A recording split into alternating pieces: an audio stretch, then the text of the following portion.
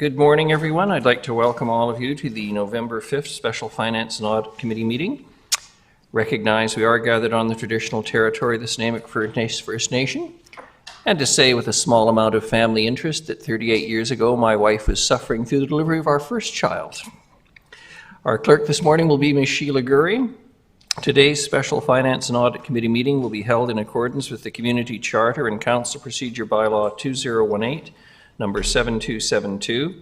As the province is now in phase 3 of the reopening plan, question period has been reinstated for those in attendance for the agenda items only. The question period sign-up sheet is on the table by the double doors to my left. If during the meeting any member of the gallery has a question regarding an agenda item, please write down your name and the agenda item on the sheet. And at the start of question period, I'll call up those who have signed to the podium to address council. The first item on the agenda is the introduction of late items. Ms. Gurry, we have none this morning. A motion for adoption of the agenda. Moved Councillor Thorpe, seconded Councillor Hemmons. All those in favour? Any opposed? None. Motion carries. And we're on to presentations again. The inestimable Miss Mercer leading the charge again. Yep. Thank you very much and good morning. Good morning. So we're here today to present the highlights of the 2022 to 2026 draft project plan. And so I will start the presentation by giving a brief high-level overview of what's in the plan, and then the individual departments will go through the projects that they have in it. Okay.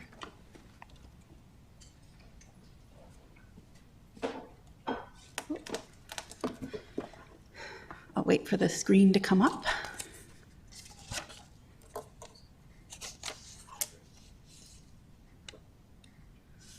And I'll try very hard this morning not to ignore the members of council who are coming in via electronic means.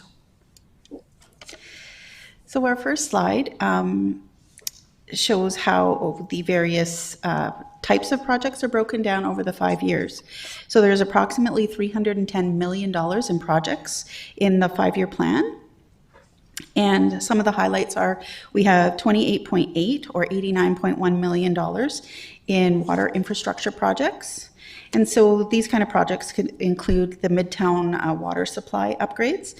So that's a multi-phased, multi-year project to construct 2 large water pipes to replace current aging infrastructure in the central and northern areas of the city. So that's a big project within that type of project group. And we have 24.5% or $75.8 million of the budget spent on transportation infrastructure. So these types of projects include the Midtown Gateway Project and the Hub Project, which is the group of projects to improve transportation and infrastructure. I just went blank there.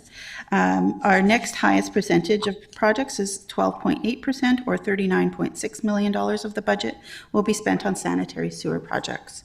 So a couple of the main projects in there are the Departure Bay Area Water Main and Sanitary Sewer Project and the Park Avenue Sanitary Sewer Project.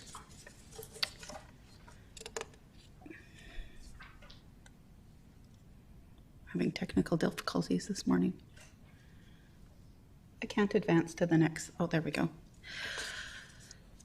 So in the 5-year project plan, the budget includes $16.1 million in new cycling and pedestrian amenities. So this includes $1 million of pedestrian, unallocated pedestrian funds to be used in 2022.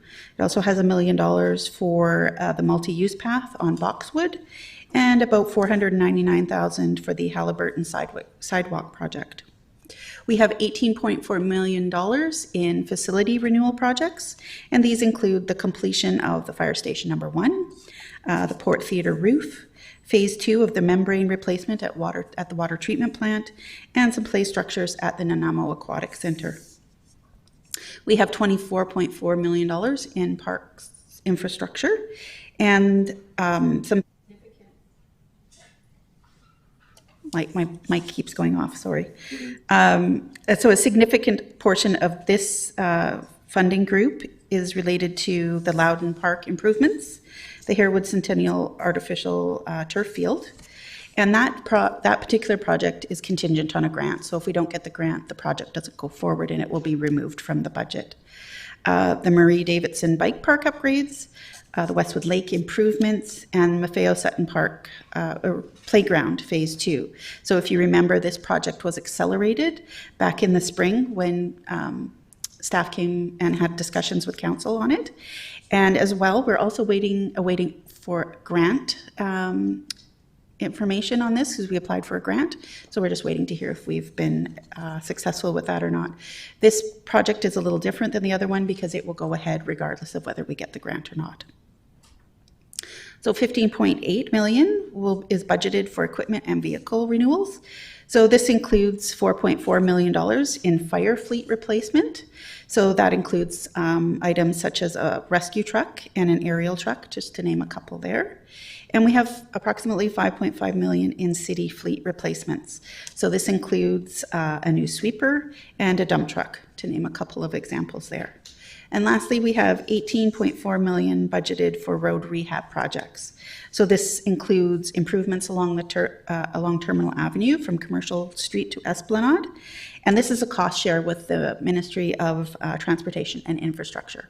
So, and Ms. Mercer, just for the sake of those who are paying attention this morning, the $16.1 million in new recycling and pedestrian amenities, do you have any breakdown on that?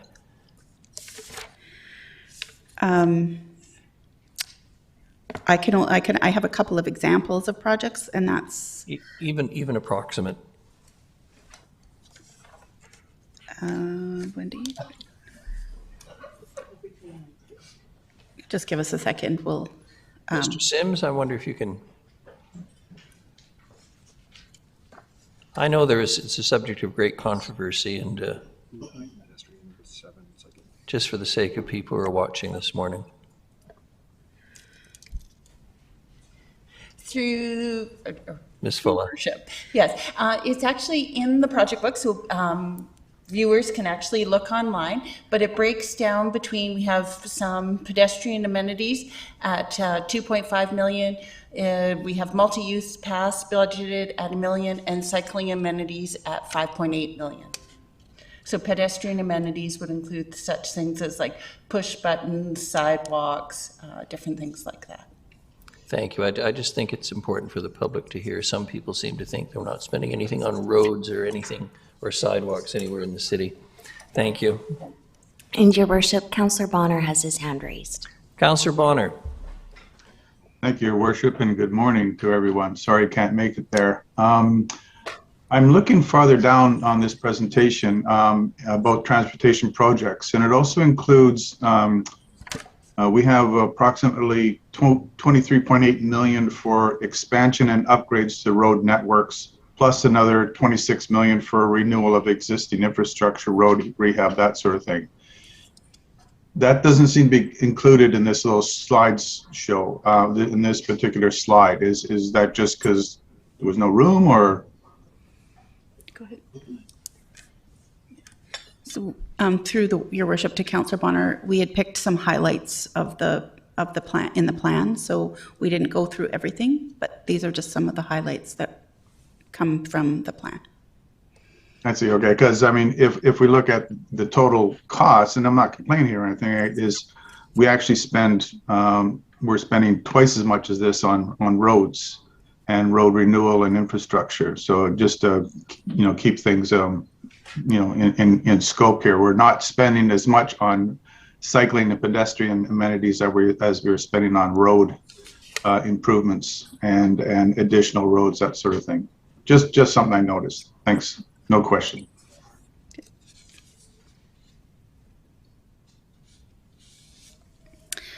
So this chart categorizes the 2022 projects into the type of project. So concurrent projects, which is the blue circle to the right, are projects that create more than one type of asset. So if we do a road project and we put new water pipes and sewer pipes and add a sidewalk, they're all different kinds of assets. So we call those a concurrent project. And that makes up approximately 36.2% of the total general fund projects in 2022. And as well, our renewal projects make up almost 39.6% of the total projects. So in prior years, renewal projects made up a larger majority of the total projects undertaken, while new project percentages were much lower. So as there were several new projects added to the plan in 2022, the percentage of new projects is higher than in previous years. And there's a total of 27.6% of new projects in this plan. And these new projects include the Downtown Transit Exchange, Boxwood Connector, pedestrian improvements, and the Loudon Park improvements, to name a few.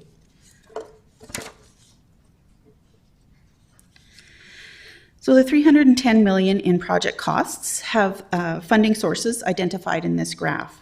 So reserve funds account for the largest funding source of projects at approximately 81% of the total funding. And that equates to $252 million of the $310 million in projects in the 5-year plan. 4% or $11.4 million is funding comes from grants and private contributions. So examples of this are, we have the $3 million in grants for the turf field at Harewood Centennial Park. And again, that's the one that's dependent on be a successful grant. We also have $6.2 million from private contributions from BC Transit to help with the hub project downtown. 3% of our funding, or $8.3 million, comes from debt funding, and this includes both internal and external borrowings, and that's for projects, the Wilcox Secondary Access, the finishing up of Fire Station Number 1, and 2 sewer DCC projects from internal borrowing and 2 from external borrowing.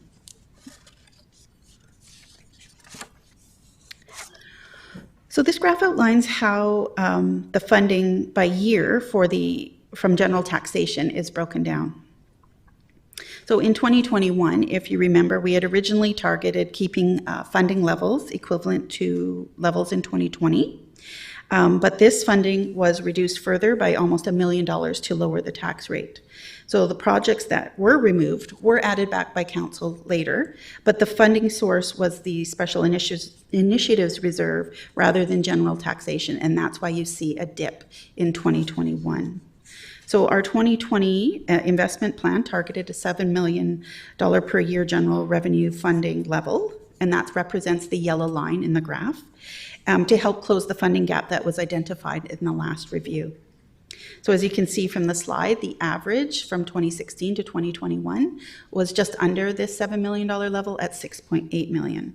So going forward, the plan includes funding that exceeds this target in an effort to close the funding gap that was identified. So we are currently undertaking an asset management plan and the 20-year investment plan review, and staff will come back to council in 2022 with the results of that review. And just to point out, for years 2023 to 2026, we have included a 2% increase each year to adjust for inflation, because as we know, costs go up. We want to have the funding match that as well. And the next 2 slides I talked about last week at the financial plan overview, so I won't go into the same amount of detail as I did last week. However, I will comment that our reserve policy is working well, and we will continue to make adjustments or improvements as necessary. And to reiterate what was already mentioned in a previous slide, 81% of the funding in the 5-year plan comes from reserves. So they are vital. They play a vital role in our ability to fund necessary projects. And also to keep in mind that several of these reserves have a minimum balance in them. So best practice is to establish a minimum target or maximum reserve balances where appropriate, to ensure that specific reserves can fulfill their purpose or they don't grow beyond their means. So for 2022, the total of all reserve minimum balances equals $29.6 million.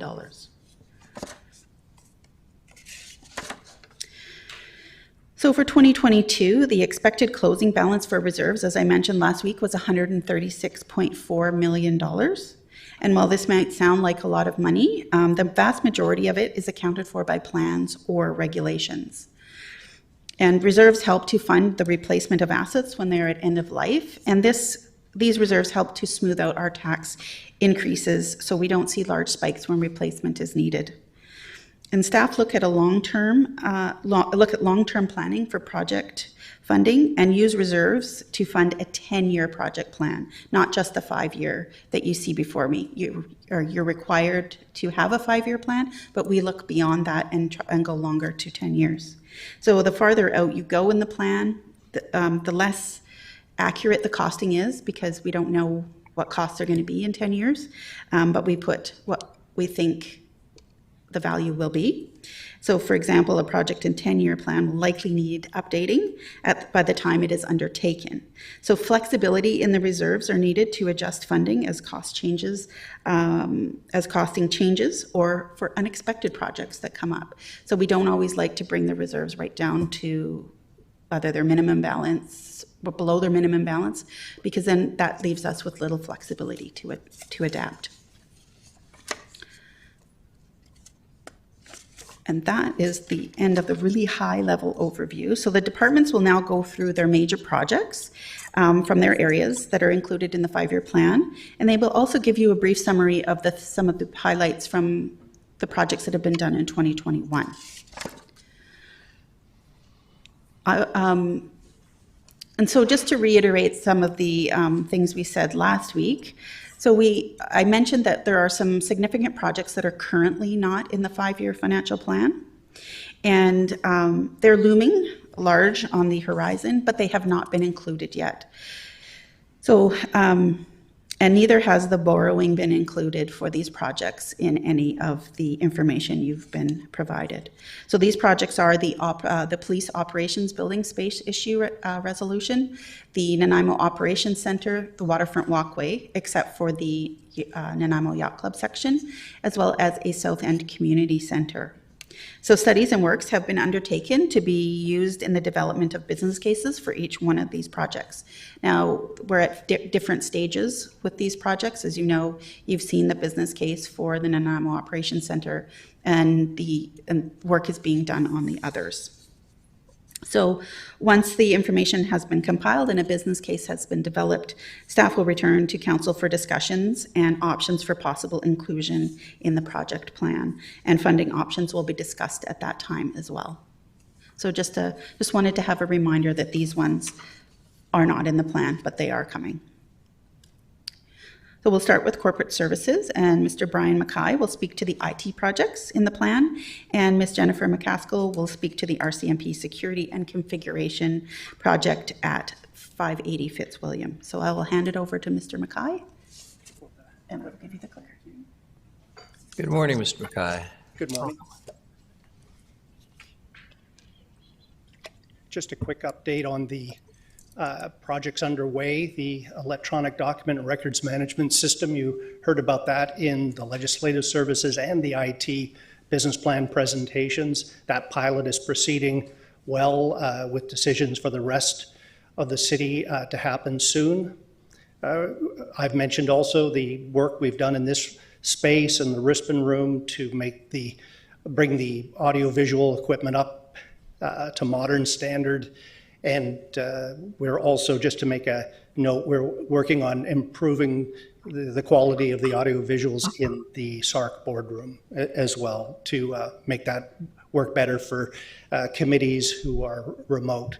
I can't speak to the civic precinct strategy at this time. Anyone?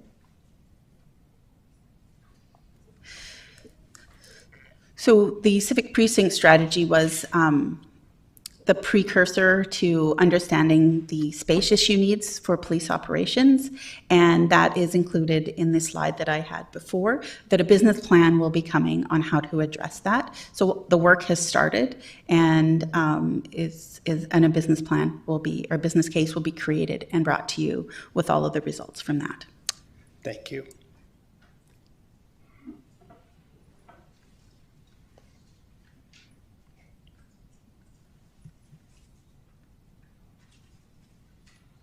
Can I get the next slide? Can I get the next slide, please? Oh, there we go. Sorry about that. A little delay. Can I get the previous slide? Okay. Okay, now I'm back in business. Thanks. Just technology. Corporate asset management system you've heard a lot about in presentations, including engineering, public works, parks, recreation and culture, and IT. This year we have hired staff. We've issued an RFP, and I believe we're close to making a decision around the technology to use in that. 2022 will proceed with a vendor selection and the sanitary sewer field team processes and assets component. That's a $2.8 million project over multiple years.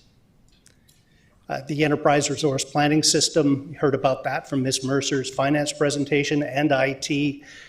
2021 was building the RFP, which has gone out to market.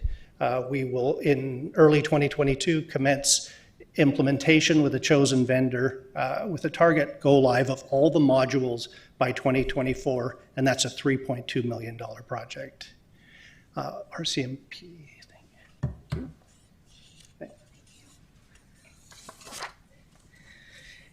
The RCMP security and reconfiguration project is about trying to make use of an existing building as we move fire administrative services out of the space into the new fire hall. This gives us a little bit more time as we develop a strategy for the new precinct.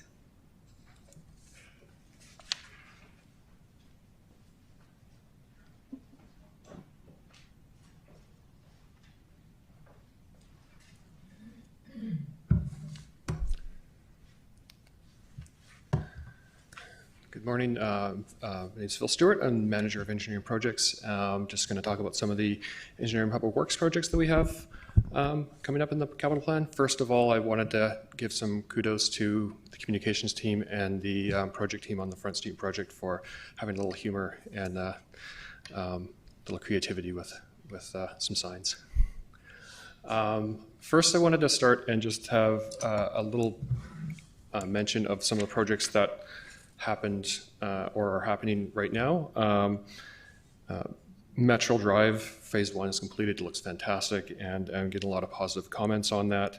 Front Street looked like a really simple, take a couple lanes, put it towards bikes, but it turned out to be quite a bit more complicated than we expected, but it is now completed and being used. Perhaps you could just take a moment to, again, I use this as a public forum, not just for Ansel. Why was it more complicated? What problems did you encounter on Front Street? There's a couple of issues around the signals and getting bikes through using, it ends up being on the technical side of integrating bike signals into existing signal systems and that type of thing. And then the other thing I would say is change management. A two-way cycle track is a new facility for our community, so people getting used to it, looking for cyclists in the right spot, that type of thing, as just taking some time to get used to. I think those are the two highlights there. We had Millstone Trunk Sewer project completed through the Pride Golf Course, and also a culvert upgrade on a major creek in the city, and that one is really important for the fish habitat as well there, so it's good to see that one done. A couple projects that are underway. Bowen Park Trailway paved the first part of it through the disc golf course just last week, and should see that one done this year. 4th Street Complete Streets is out for tender right now, so we should see some activity on that one either just before Christmas or just after. And Metro Drive Phase 2 is underway, and the contractor's focusing on underground work with the above ground work coming in winter and spring. A couple of observations from this year in context of the broader issues that we all see. So we are seeing the effects of supply chain on our projects, both in material availability, whether that's stuff that's coming from overseas or even locally. Like, for example, on the Wexford Creek Culvert project, the typical supplier of that is Langley Precast, which makes stuff in Chilliwack. They said we could do it for you, but we can't get it to you till October. Didn't really work for us because we had to do the project in August, September, so we had to go all the way to Cranbrook to get precast products there. Also, on the Front Street project, we had some electrical components that were supposed to be installed in June. The suppliers kept saying 4 to 6 weeks, but they really didn't know when they were going to get it. 4 to 6 weeks turned into 3 months.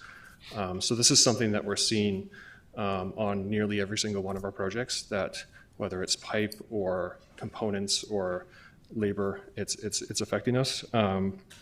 It's affecting both the cost and the schedule of projects, because there's a high demand for these products, and so the supply demand cost goes up. Also, we're seeing the local contracting community being stretched. It's busy out there right now. The development industry is quite busy. We're not the only municipality that is doing work. There's a lot of grants out there, and so there's quite a bit of construction work going on out there. So it's something that we have in mind, and there's some strategies that we have in place to address those, like flexible completion dates, trying to source different materials from different suppliers, that type of thing. But just wanted to mention that it could lead to some tough choices around, do we do this project this year or next year? Is it the right time? Or is the completion date that we had pegged down for that, is that really that critical, and can it be pushed to either adapt to the conditions that we're seeing?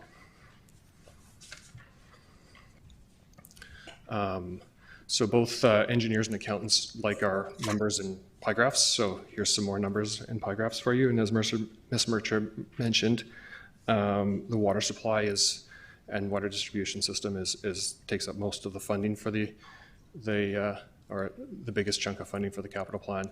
And then the transportation system is not far behind that. The breakdown for the transportation system is on this slide, and as Councillor Bonner mentioned, there's pieces to each area of our transportation system here, and it kind of breaks down roughly a third. So a third of the funding goes towards active transportation.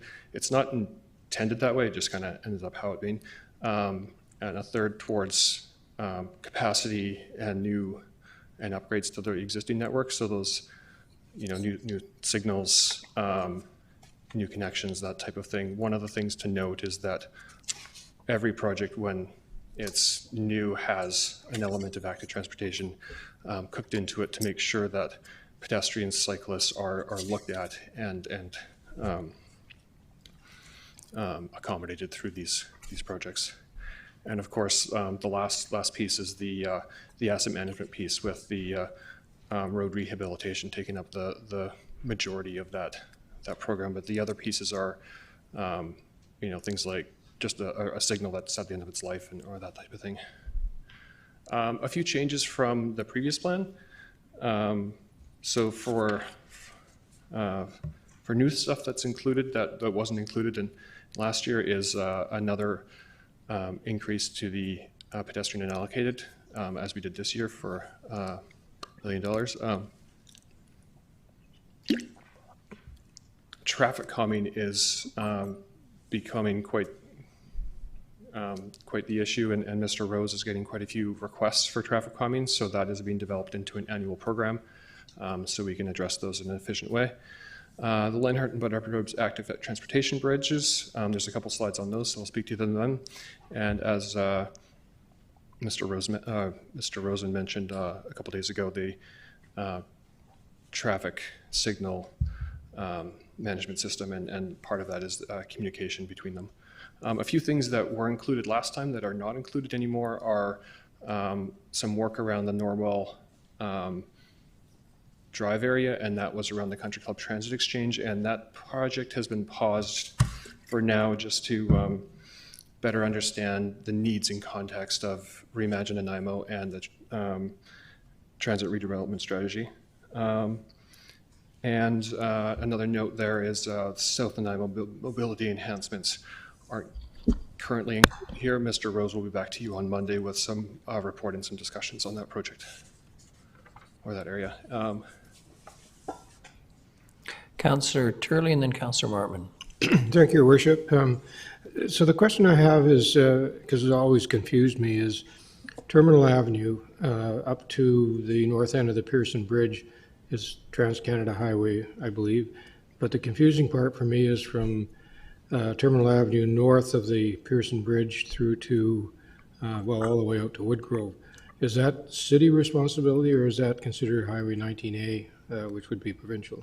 Okay, so through the chair to Councillor Hurley, you're correct. To Stewart Avenue is MOT. From Stewart Avenue to Brecken is city, and then from Brecken to the north end is MOT again. Okay, so It all has to do with access to the ferry.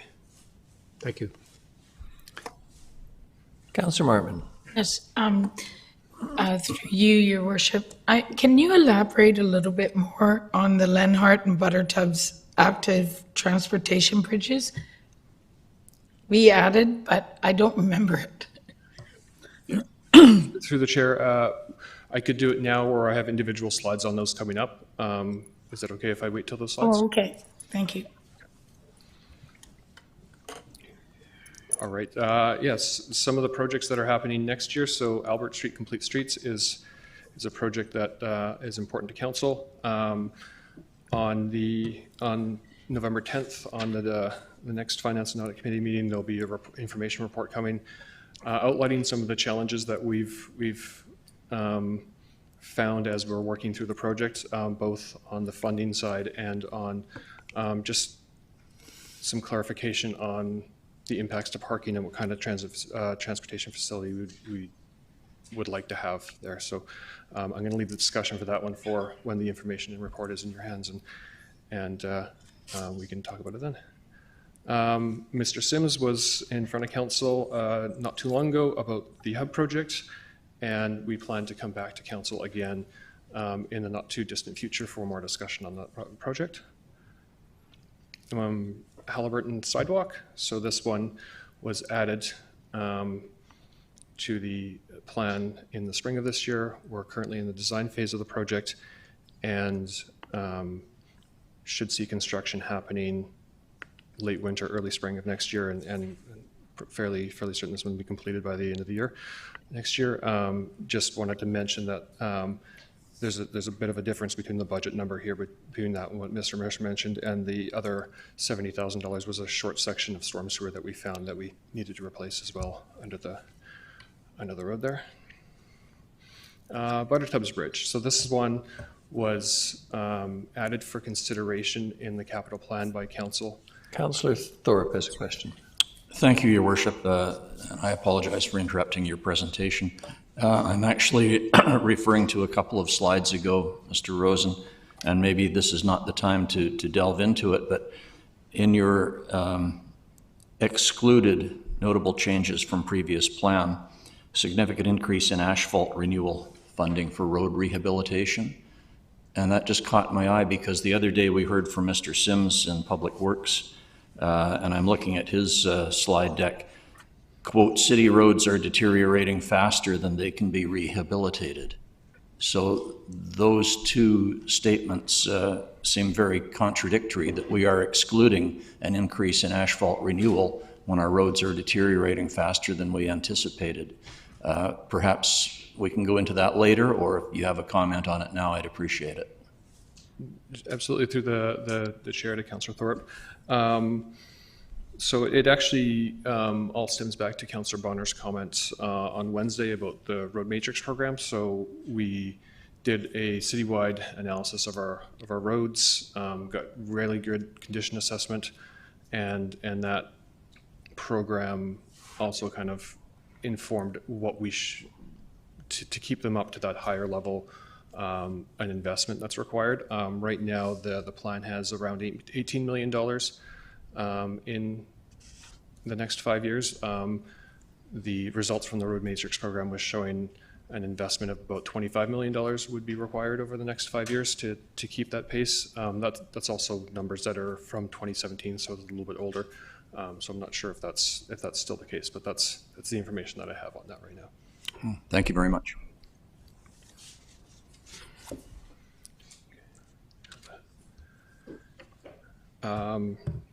So yeah, the Buttertubs Bridge project was a project that was added for consideration to the capital plan in the spring. So we've, since the May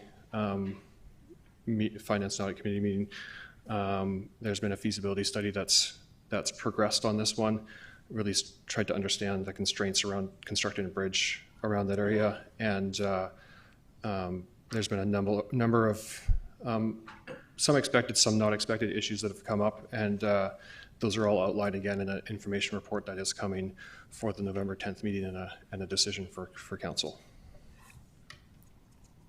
The Lenhart Bridge would connect the trail that is being constructed through Bowen Park at this time and replace the fairly narrow pedestrian bridge that's there right now. The design for this project is underway.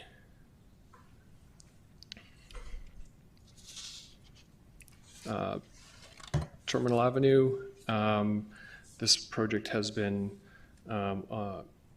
around for quite a while, and it all stems back to the Terminal Nickel Reimagined plan with 3 phases. Phase 1 next year to Esplanade to Commercial, and then subsequent phases to get it all the way to Stewart Avenue, with the 3rd phase in 2025 encompassing an intersection upgrade of Comox and Terminal and connecting the cycling facility that we completed on Front Street up and around across Pearson Bridge over to Stewart Avenue, that type of thing. So early in the development of the later projects, the 2022 project is well underway.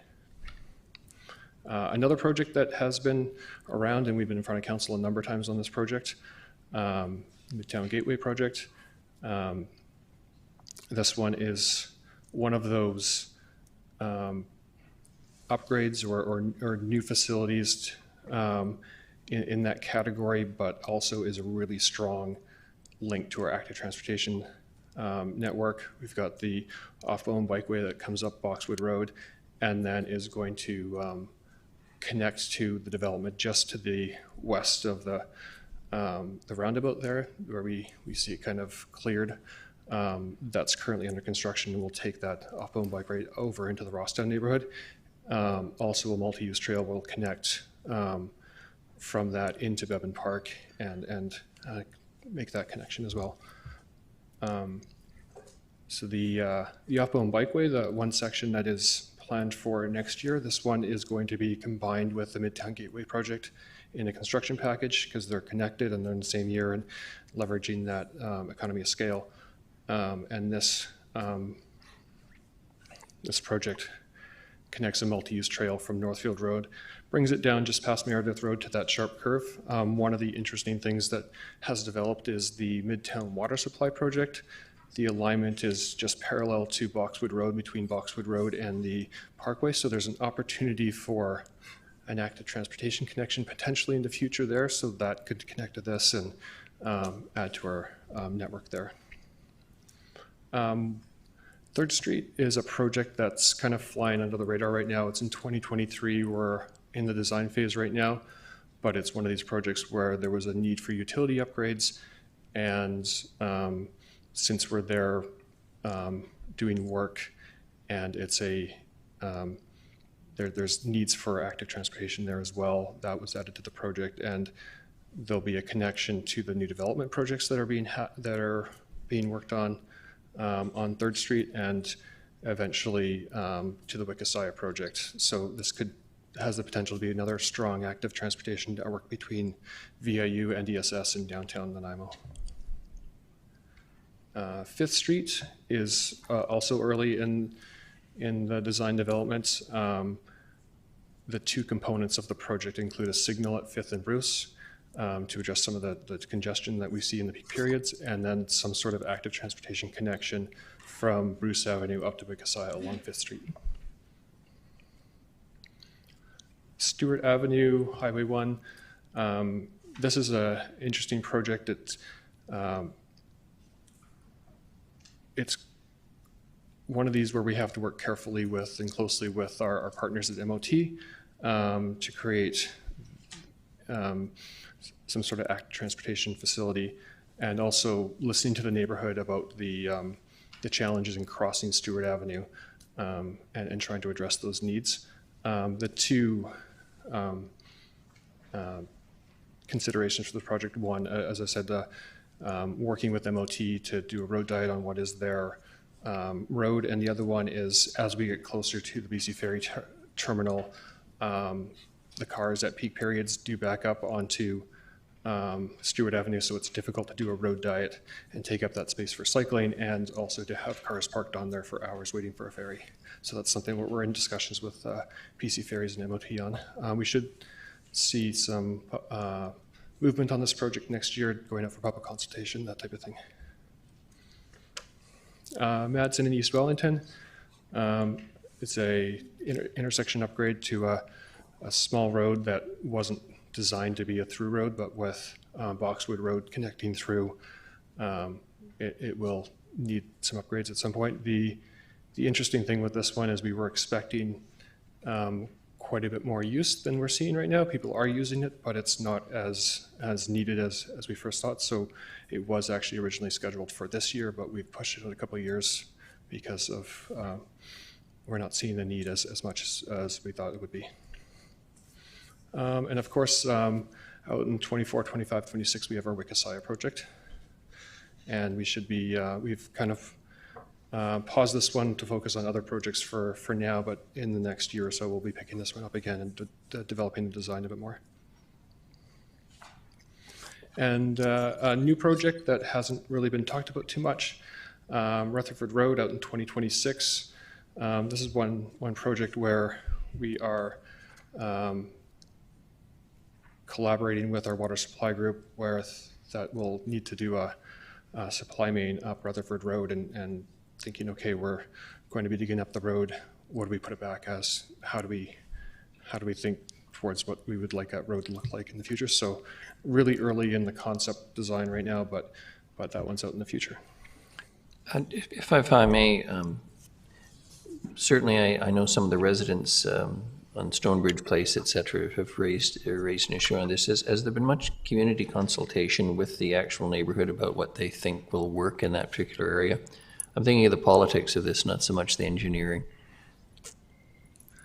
Your Worship, I missed the project that you were asking about. Yeah, just this section, the Rutherford Road. Okay. That section of it. Has there been much consultation with the people who actually live in the area?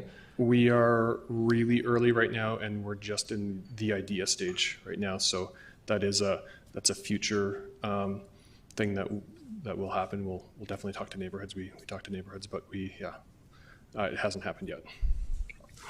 Your Worship, Councillor Bonner also has a question. Yes, Councillor Bonner and then Councillor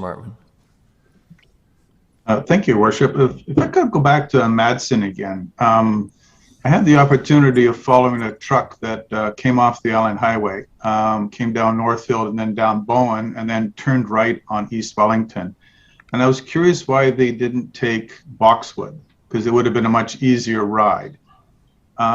Is the fact that we're not getting much traffic on Madsen from trucks, which is ordinarily what we would expect, because it's too hard to use, or because they don't know about it, or have we done any research on that? I'm going to let Mr. Rose take that question. Mr. Rose, good morning. Good morning. Sorry, I'll quickly pop in. To answer your question, right now the truck route is currently designated as Bowen Road. So the new roads and the new road classifications haven't caught up with themselves yet. So trucks using that actually could be subject to penalties. So that hopefully that answers or clarifies that. So my understanding is the road that we want them on eventually, they can't use because they get fined? Currently, the truck route has not been, designations haven't been updated to reflect this new connection. So this is all going to come through with the updates that are associated with Reimagine. Okay, thank you. Councillor Martman. Thank you. Just curious, out of all these plans, I don't see anything for Cinnabar Valley or the south end. What are we doing down there? Because we hear often from that neighborhood about the improvements required. Absolutely, through the chair to Councillor Martman. So on Monday, there's a report coming to council that outlines the study that Mr. Rose and his department has done for that, and has a bit more information on that. I don't have it at my fingertips, but it'll be on Monday. Okay, thank you.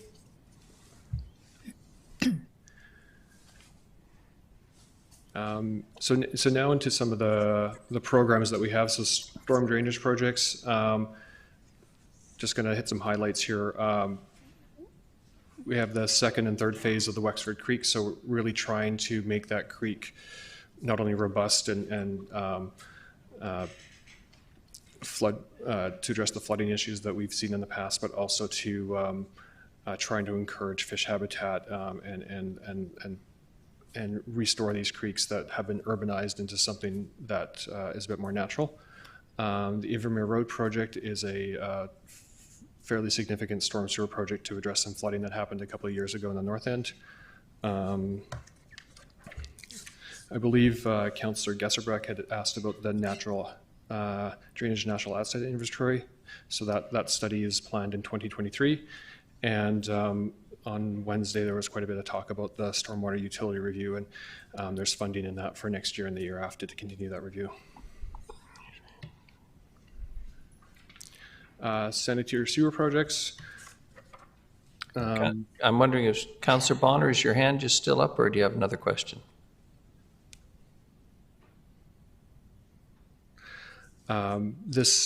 The vast majority of the sanitary sewer projects are DCC projects. It kind of actually goes back to the comment that Councillor Turley made on Wednesday around growth and what happens when we see growth in areas, and you know, that information is brought in, it's modeled, and then some development cost charge projects are developed out of that to make sure that we have capacity in our system for the future. Of note, like the Millstone Trunk Sewer is one of those sections that we've done a lot of work on in the last few years, and there's 2 more projects in the next few years on the Millstone Trunk Sewer, and also a project in the north end on Hammond Bay Road and in the south end near Mackey Road. Water distribution is one of those things that happens quietly in the background. A lot of projects done by our own construction crew just to replace and keep up the infrastructure in a way that is robust and can be relied on. The interesting thing that I find fascinating is, you know, the city was constructed in the 60s and 70s, a lot of it, and the material of the day was this asbestos concrete pipe, and it's not lasting the way it should have. So a lot of work is involved in replacing that. And also the cast iron pipe, but the fascinating thing there is the cast iron pipe is usually 20 or 30 years older than the AC pipe that we're removing. So Mr. Squire would normally be here, but he's away right now, so I'm going to touch on some of his projects. Midtown water supply projects, I believe there's been a number of touch points on this project over the last year. Just to highlight, it's a large project. It spans about 1/3 of our city, and it's all about mitigating risk to our water supply and making sure that we have a robust system. Also to note is there's an opportunity there to use that corridor for other things than just a water supply project, such as a multi-use trail, or even connecting our facilities with telecom, like NAC to Bevan Park or something like that. For fiber optic. Neither of those opportunities are currently funded in the plan, but I just wanted to bring it to highlight those as possibilities for the future. A future phase of that is a connection between where the previous project will end off and around reservoir number 1, the old reservoir number 1, and this is to replace an existing pipe which is of the same material that broke on Bowen Road, so want to get that stuff out of our system, so this is being planned for 2026. And then another future project connecting Labio water station to the future Vanderdyck Reservoir to facilitate growth in the north end of our city. This is connected to that active transportation project that I was talking about in the transportation section. And finally, Towers Reservoir was a project that was planned for 2020, 2021. And because of the break and the Midtown Water Supply Project, resources and funds were diverted from this project over to that project to make sure that one got the attention it needed. And this one is now rescheduled for 2024. facilities and park assets. So this is the first year we're moving facility asset management into engineering from Parks and Rec. So this is going to be a bit of a combo. I'm going to do the first slide, and Mr. Groot is going to take over from there. So just a really high level here. We're in the midst of our condition assessment program for all of our facilities. This was a grant-funded program to help us better understand the conditions of all of our facilities. And a facility asset management strategy will be coming to council sometime in the new year to kind of give some information, some results of those studies. So unless there's any other questions from council, I'll hand it over to Mr. Groot. Not seeing any. Thank you, Mr. Much appreciated. Mr. Groot, good morning. Welcome. Good morning, Your Worship. Good morning, Council. So continuing on that thread, the Parks Amenities Condition Assessment Program, it's kind of that, it's not the last piece, but it's the next piece in my department in regard to the condition assessment program. So it's ongoing right now. We have staff actively out in the field collecting data, actually pinpointing where certain assets are, and then also working with GIS to enter that into the overall plan. So that's going to help complement the CAMS program. So then I'll go into our Parks, Recreation, and Culture project plan. Just some 2021 project highlights. The upgrades at Bevan Park Pool, the welcome pole installed at Maffeo Sutton Park, Gallows Point Dock and Ramp, the Nanaimo Search and Rescue Operations Center was a great opening ceremony yesterday, and there were some really great follow-up articles in the newspaper and what have you, so congratulations, that was a really a great project. The Port Theatre window replacement is ongoing, and it's nice to see what we call the fish bowls slowly disappearing, so that's great. Stevenson Point Stairs, just in-house staff doing asset upgrades, and there's a good picture of it right there. The Stadium District improvements. So the safety netting is anticipated to be complete at the end of the year, which helps us turn that into a true multi-venue stadium district. Bleacher seating, we're doing design. Perimeter fencing, there's a tender out right now, so we're hoping to see that starting to get worked on end of year into early next year. Plaza development, you'll see in your agenda package that there is a report afterwards in regard to just talking about that plaza a little bit more. Through the conceptual design stage, there's just an opportunity to potentially future-proof for future development rather than just focusing on that actual plaza and the stuff that we see above the ground. The press media booth, that design is being incorporated into the bleacher seating project and the design going on right now. Temporary washroom change rooms, ongoing. We have included that into the plaza development project, and then conceptual design is just overall. But a budget of $2.5 million. We'll see that work continue into 2022 as well. Rotary Bowl Oval renewal, we saw that expedited in from 2024 to 2021, and we had a successful completion with some minor deficiencies, and we'll look to do a bit of a fun grand opening with council when the weather's a little bit nicer than it is right now. It won't involve running, will it? Well, now that you've put the idea out there. The Parks and Culture, or Parks, Recreation, and Culture Master Plan update it's a complementary process, relabeled, reimagined. It's $100,000 total 2019 to 2022 budget, $325,000. Working collaboratively across the organization through the reimagined process, and then that's just going to help us in regard to leading the way or guiding the way for Parks, Recreation, and Culture for 10 years and beyond. And the plan will reflect those community needs, existing infrastructure, and continue to promote healthy lifestyles across the community. Just some highlights around some facility lighting renewals. Our pools, Oliver Woods, the fire hall station. So you can see that we're under the leadership of Ms. McCaskill and her team, just always looking at opportunities to continue to upgrade and reduce energy expenditures across the city. The Nanaimo Aquatic Center, some big projects coming up in 24, 25. around the boiler systems, HVAC.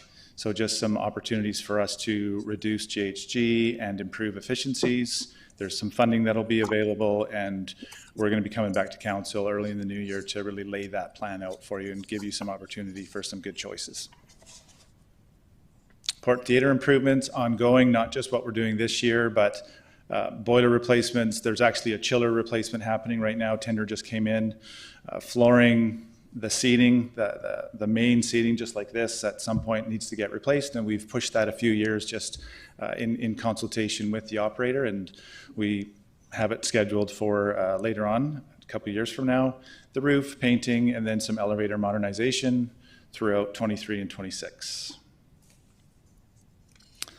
This is an interesting one. It just shows that, certain assets continue to, they age, and then if you look at that picture on the bottom left, you can just see how it impacts the concrete wall. So it's an asset renewal and keeping our assets safe for the public. Maffeo Sutton Playground Phase 2, staff are actively working on the design. They've been to the advisory committee and gotten some really great input regarding that. So just really excited to have had that project accelerated into 22 and really looking forward to being able to deliver that for next summer. Ongoing trailway development projects. Every year we do certain things. Just some key ones. There's a Westwood Lake Bridge, Gallows Point Park, and then the Trans-Canada Trail replacement of stairs. And even though the picture is of Stevenson Point, it just gives an example of how staff are approaching these projects. And then the Parkway Trail too. Every year we do a section of paving and just continue to renew that asset. Loudon Park improvement. It's a project that many of you know has been around for a lot of years, and it's really evolved into a park redevelopment project rather than just a facility renewal. So the overall project includes improvements to the park, improvements to accessibility, improvements, replacement of the facility, and then adding some publicly accessed bookable space for all of the community. So it really is an exciting project to continue to have discussion and deliberation about. And the anticipated construction would be in 2022. More than likely that would carry into 23 just based on the length of the project. And then working with Mr. Rosen's team and design team, there's also an opportunity to do a sewer realignment as part of the project so that it isn't, we do this project and then somewhere down the line we disturb the park again. So we've moved some things around, and if approved, that's how we would do that. We would lump it all together and have it kind of be one large project. Harewood Centennial Artificial Turf Field. We're all doing this. We're all crossing our fingers and really hoping for, that positive news from the grant. And so there's been really great discussions with our partners. Everyone is really quite excited about that possibility. So hopefully in the coming weeks, we'll see what happens. Westwood Lake Park amenity improvements. The survey and the feedback closed just in October, and so staff will be coming back. And I think what we'll do is we'll combine the two sets of data for Loudon and for Westwood. So we're actually hoping to come in the next couple of weeks back to council so that it helps inform these ongoing discussions and deliberation. Scheduled for 22, there's currently about almost $1 million in the budget for some of the work. That it wouldn't allow for all of the work to be completed, but it would be a really good start. The Marie Davidson BMX track replacement. Again, we're very, very close to having design 100%. We just this week had a final discussion with the designer, the user groups, key stakeholders, and really the idea is in the coming 2 weeks is to have a package that's ready, and if provisional budget or when provisional budget is approved, it's going out to market as soon as possible. And so that's going to be a project that we see completed in 2022. So very, very exciting. Mr. Groot, if I may, the skateboard park beside NDSS, John Barsby is regarded, I gather, as sort of, cutting edge, and it's a pretty impressive facility. I'm just wondering where this will rank in terms of if I may, competition against similar facilities in North America? Yeah, thanks, Your Worship. That's a great question. The designer is a company down in the United States that is internationally renowned and really holds the expertise in regard to tracks, not just in North America, but around the world. And so the completion of this track will allow for that national and international competition. So the short answer is yes, it will be a cutting edge track for sure. Thank you very much. Projects not included in the plan. Every year we present a list of projects that aren't included, but it's really just a glimpse of projects that we have collected together with community groups, community desires. It really could be 4 slides of different types of ideas and projects that we get from the community. So these are just some examples of some of the key things that aren't currently in the plan. So the amenity washroom building at Bevan Park. Councillor Martin has a question, sorry. Sure. Just looking at that in direction from council, I'm thinking of Maffeo Sutton. Yep. We have those beautiful playgrounds. We have that beautiful waterfront. Those washrooms, I'm sorry, if we can, my personal opinion, if we can move it up in any way, because they need some type of work done. Yep. Yeah. Yeah, through your worship to Councillor Martman. Stafford, currently there is an upgrade happening on the exterior because the mural that's on the washroom, it's seen its time and it needs to be redone. So that's getting a bit of a refresh. Through 2009 and 11, there was quite a bit of a design work done on a washroom amenity building. And so it just hadn't become an approved priority at the time. So right now we have design funds in 2023 to kind of dust that off and really bring it back in front of council, but there is always opportunity to expedite at least that piece of it to start looking at designs earlier than 23. Perfect, thank you. And then if there's any questions, I'd be happy to answer them. Very quiet bunch this morning, Mr. Groot. Thank you very much, appreciate it. Thank you. Ms. Gurry, I'm looking at the time and perhaps we take the morning break now. Yes, Your Worship, I was just going to suggest the very same thing. So it was a 15-minute scheduled recess, so if you want to come back 15 minutes from now. 10:20? Sounds good. Thank you very much. Thank you for those who presented this morning, much appreciated.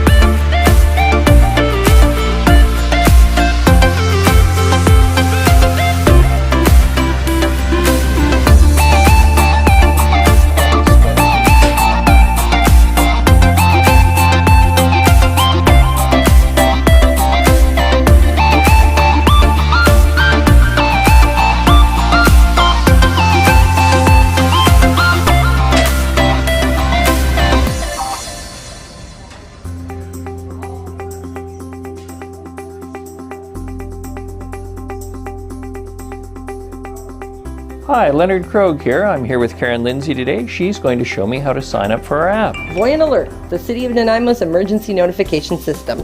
So we'll start by going into the App Store, Mayor Krogh. Done. Next, you're going to hit search. And you're going to search for the app, which is Voyant Alert. So it's V-O-Y-E-N-T. Now you see, it's already selected it. Click there. Hit get, and then we're going to install. And why are we downloading this app? We're downloading that so that you can get this onto your phone system, and what it will do is it will send you a push notification out. So if the City of Nanaimo issues an emergency alert, it will actually push the notification out onto your phone. The really nice part of this app is that it's anonymous, so it goes by postal code. So we're not requesting you to put your name or personal information in, it just works off of the app through your phone system. There are also, if you have family members or friends that maybe don't have a smartphone or would like another way, you can also sign up online or call our Public Works Department, and they have phone and texting options available as well. So there's lots of options for people depending on what their needs are. Fabulous. So you can rest with some comfort knowing you can find out what's necessary and know that people who are important to you are notified. Absolutely. So now you have Voyant Alert on your phone. And now just select Open. So the next thing you're going to do is you're going to tap in the postal code that it's prompting you. All right. So you just click on there and start entering. And then find on a map. So here you'll see the welcome page for the City of Nanaimo, and you want to subscribe to notifications, yes? Yes. Click that you agree to the terms, so click both to the yes for consent, and then hit next. And it's going to ask to either allow or not allow notifications, and you want to always allow. Always allow. Always allow. And the reason that is, if you don't allow, it won't push the notification out to you. So always allow. Always allow. And now you see here, you've got a message to accept that you've signed out. That's the two-factor authentication, and you're going to tap yes. And now you're in the system.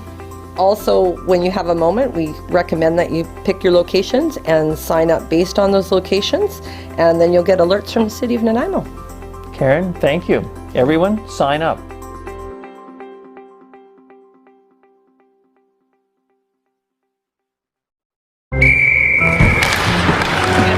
Down here, okay? There we go. Hey, Tiana. Hey.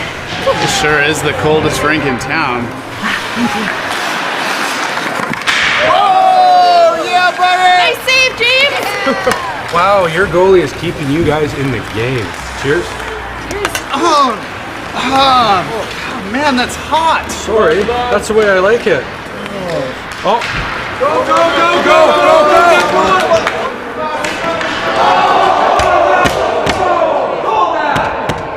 go! Penalty shot!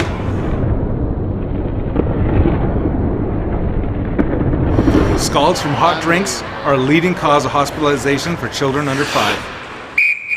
2 minutes, down in the front, unsportsmanlike conduct. Hot tea and coffee will cause serious burns to a child in less than a second. Got a kid? Use the lid.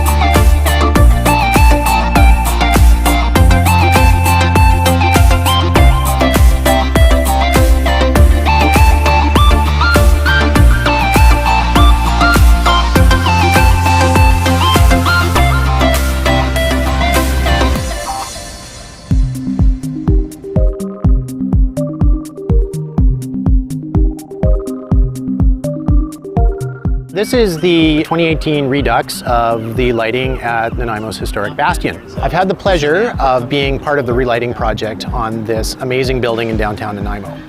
So what we did is we've replaced the original high pressure sodium lights, which basically did an okay job of lighting up the bottom 10 feet of the building, and replaced them with modern LED lighting that has the capacity to change color. We can run through a number of different colors that we have pre-programmed here, in a pink, a purple, a green.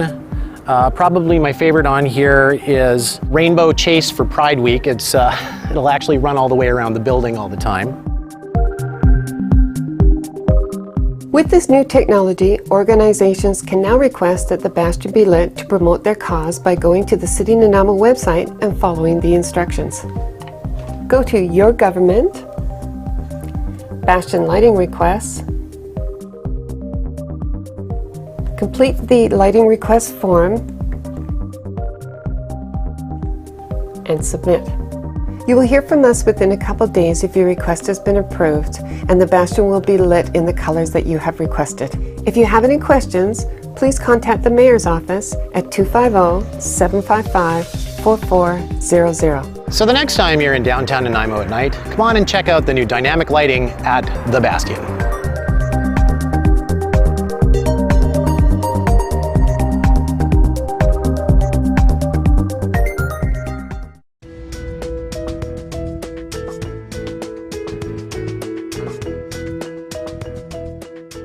We're here today to make a couple street names. There was some vandalism in town, and we're just going to make replacements. In the roads today, we're doing our Dundas Street and Bruce Avenue. They're all 8-inch, and we use 3 different sizes, mostly 24-inch, 32-inch, and 36-inch. We do use a consistent font with street names. This is actually my metal blank, so the only material here is the material that I actually will cut out in vinyl.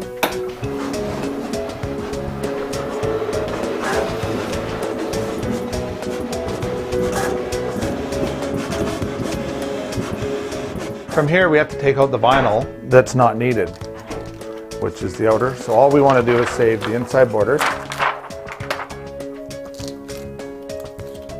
From here we actually have to put a transfer tape on it.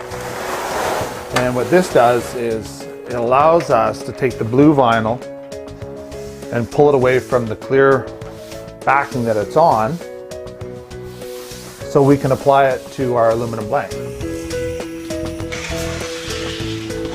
Now that we have our 2 sheeted piece of vinyl, we take our aluminum blank, which has high intensity diamond grade, which you can see behind me. We have all different colors. We have orange, yellow, white, depending on the type of signs. Most of our white signs are regulatory, and the yellow ones are warning signs. And right here, all I'm doing is pushing the transfer tape a little tighter to the vinyl. And then from there, we peel it back, our plastic, which basically leaves us with a big sticker. We put it on the aluminum.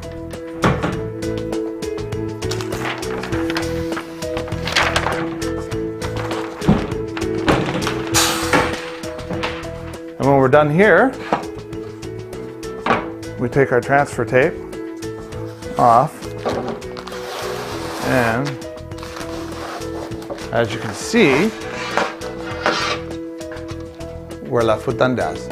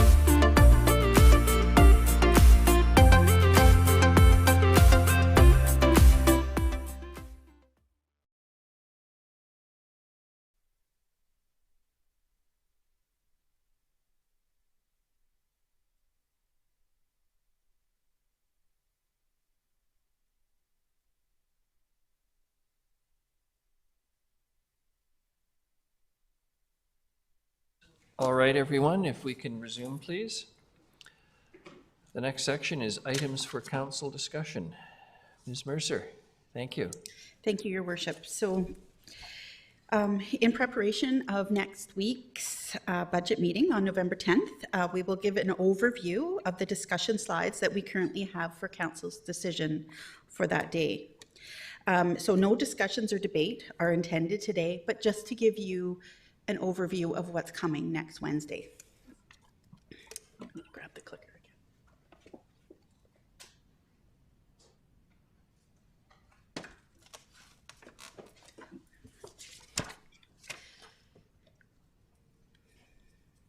So the first few slides are all relating to business cases that were developed but were not included in the draft plan. So I won't list all of them here because we're going to go through them line by line in the next coming slides.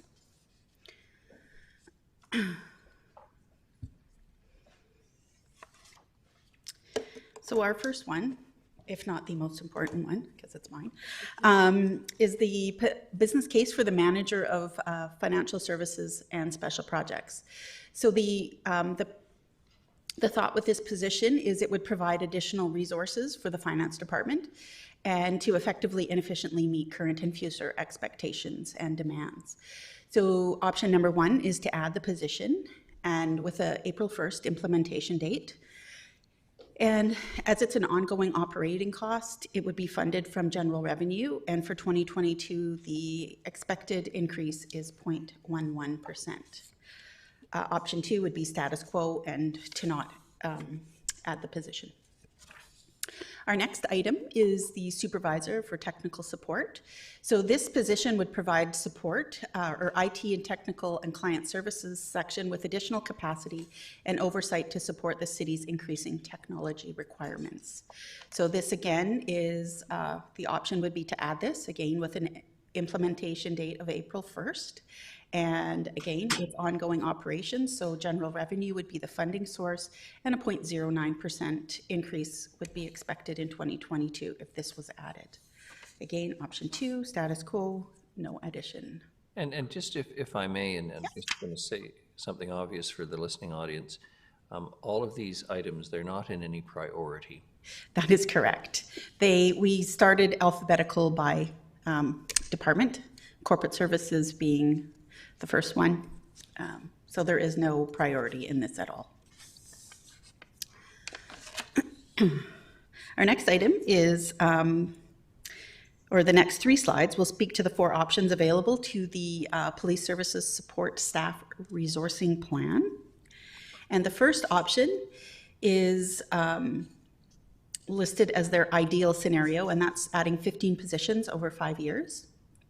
So the positions added in 2022 would have an April 1st implementation, and the expected increase in 2022 is 0.44%, and then each additional year the approximate percentage increases are listed.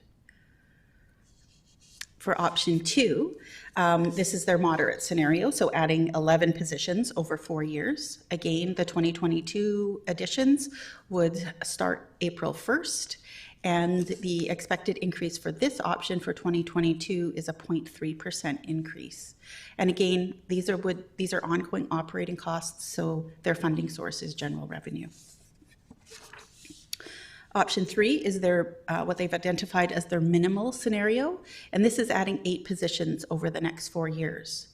An April 1st start date for 2022.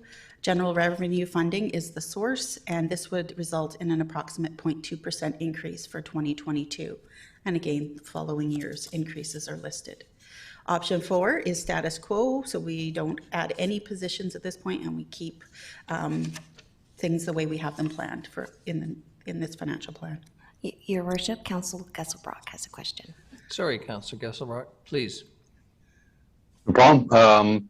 Yeah, through you to Ms. Mercer. Just when we approved the 15 positions, like the first year that we're in council, is this on top of that?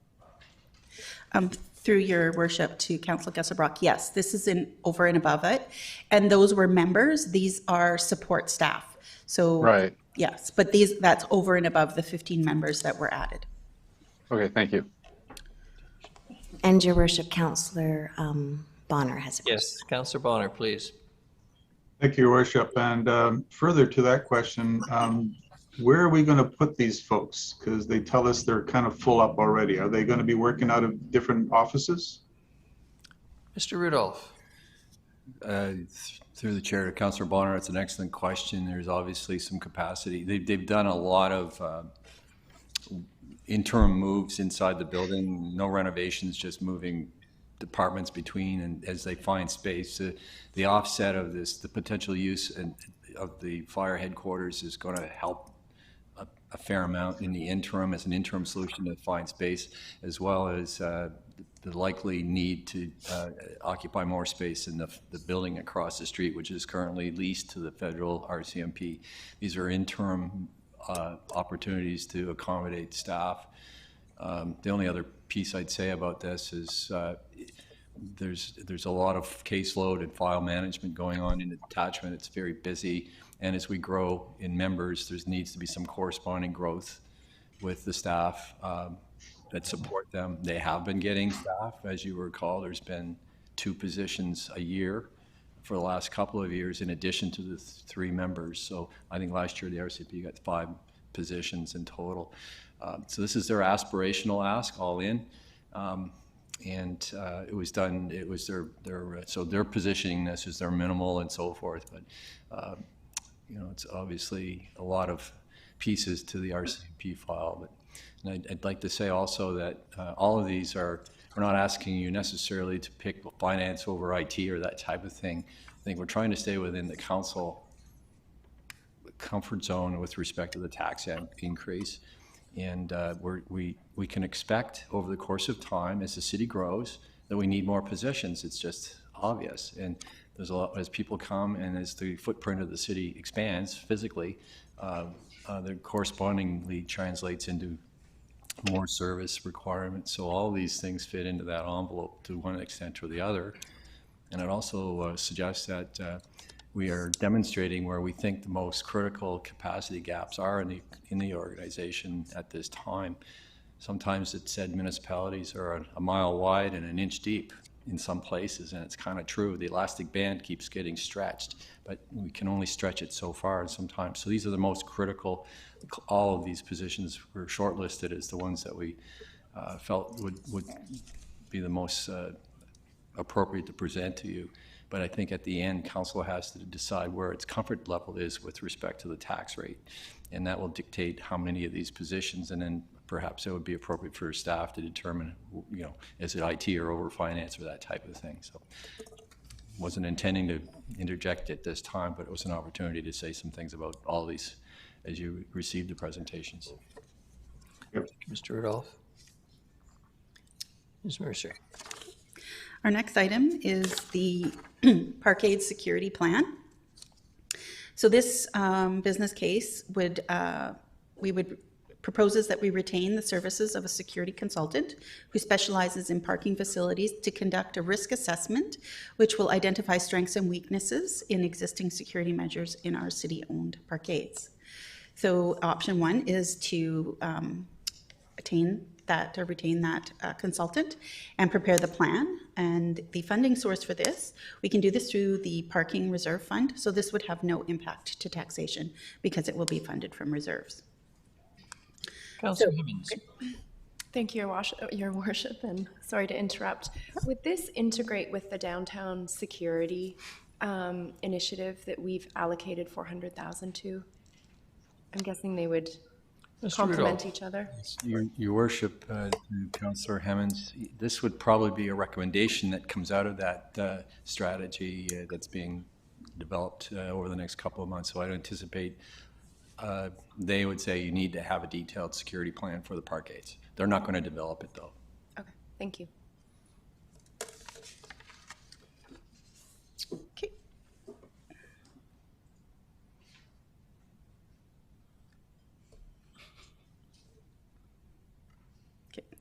Technology is not my friend this morning. Can I have it advanced to the next slide there? Thank you. Our next item is the Community Clean Team. So the next two slides speak to the three options that are available for the Community Clean Team. And so this, as you may remember, the Community Clean Team began as a pilot project in November 2019, and it is currently scheduled to end at the end of this year. So the pilot project has increased the cleanliness of public spaces in downtown and parks and relieved the strain on the bylaw services section. So the options available are: one is to create a permanent community clean team. And as this is ongoing operations, the funding source would be general revenue. And for 2022, this would be an approximate 0.4% increase. And that does include some one-time costs, I believe, for a vehicle and some other items. Option two is to extend the current Clean Team pilot to the end of December 2022. Now the funding sources here, you could fund it from general revenue with a 0.21% increase for 2022, or you could fund it from the Strategic Infrastructure Reserve, as there is funds there, and it would be appropriate, as this would be, in theory, a one-time add. And option three is to end the project at the end of this year. Our next item is the manager for Viera. Yep. I think Councillor Bonner has a question. Okay. Thank you, Worship, and through you, staff, if I may. Is option two continuing on with what we have already working with now in terms of working with a contractor for this particular work? Through your worship to Councillor Bonner, I believe there is staff in this, but Mr. Sims can speak to the breakdown of this. But yes, it would be a continuation of the current pilot project we have going on. Mr. Sims. Thank you, Worship. Mrs. Mercer's correct. It's contract staff, like temporary staff, hired in this as a pilot project and a leased vehicle. So that's how we kind of carried out the function over the period of time. We recognize that there's value in having this as a permanent fixture, mostly to support bylaws and our CMP in their cleanup, but the funding challenge is there. And so the option exists to continue to extend the pilot funded from reserves. And I hope that helps. Before we proceed, nice little yellow hand is up where Ms. Gurry is and where you are, Ms. Mercer, and I'm just wondering if they have some purpose that I'm missing. Nope, I may have accidentally touched it. Okay, so our next item relates to, our next business case relates to the manager for Viera. So this would be adding a dedicated manager to the Vancouver Island Emergency Response Academy, or Viera, and it will allow for the Assistant Chief of Education and Training to focus on Nanaimo fire rescue staff development requirements and allow for Viera to increase course offerings. So this would be, this position would be added effective February 1st, and this one's different than most of the other business cases, because if we add the position, it is expected that we will have a 0.09% property tax decrease. Now, the thought here is, as you have a manager come on and you can offer more courses, we would have more revenue. And the anticipated revenue increase is more than the cost of the position, resulting in a potential property tax decrease. So Chief Doyle took to heart the request for goodies for council. Yeah. So option two is status quo. Unlike the other business cases as well, there is an impact if we stick with status quo, because Viera course offerings will be scaled back effective 2023, resulting in decreased revenues. So the anticipated impact of this decreased revenue has a 0.04 increase to property taxes, because we would have to make that money up from another source, which in this case would be property taxes. Our next business case is for the RCMP additional bike patrol units. So here they are asking to add four additional bike patrol members. So these geographically targeted units would patrol the downtown area and work proactively in an outreach capacity with the community outreach team. So this ad would be effective April 1st, and as it is an ongoing cost, operating cost, it's funded from general revenue with a 0.41% increase for 2022. And was it anticipated, I believe, that this would be other than just daytime hours as well? Am I correct in that, Mr. Rudolph? Your worship, well, firstly, the security review hasn't been completed yet, so the recommendations from that should inform council as to what resources are doing what in the downtown and where the opportunities are to enhance them, be the RCMP, bylaw officers, or private security. So in discussing this with the superintendent, this was identified through conversations as an opportunity, but it's not expected to proceed until until the security review is identified and recommendations are accepted by council, whatever they may be. So it's a placeholder. Thank you. And Councillor Bonner, please. Thank you, Your Worship. I wonder if staff could explain the 0.41%. Are we adding 4 additional police officers, or are we just getting 4 existing police officers' bikes? I'm just, I just not, this doesn't seem to add up right to me. I'm just not sure where it's coming from. Yes, you are correct. Through Your Worship to Councillor Bonner, that would be additional RCMP members. So we're getting 4 additional RCMP members for a 0.41% increase? That is the costing we've received from E-Division, is that correct? And that is an April 1st start date, so it's not a full year. That is, you know, in anticipation that the RCMP can actually get them for that date. Thank you.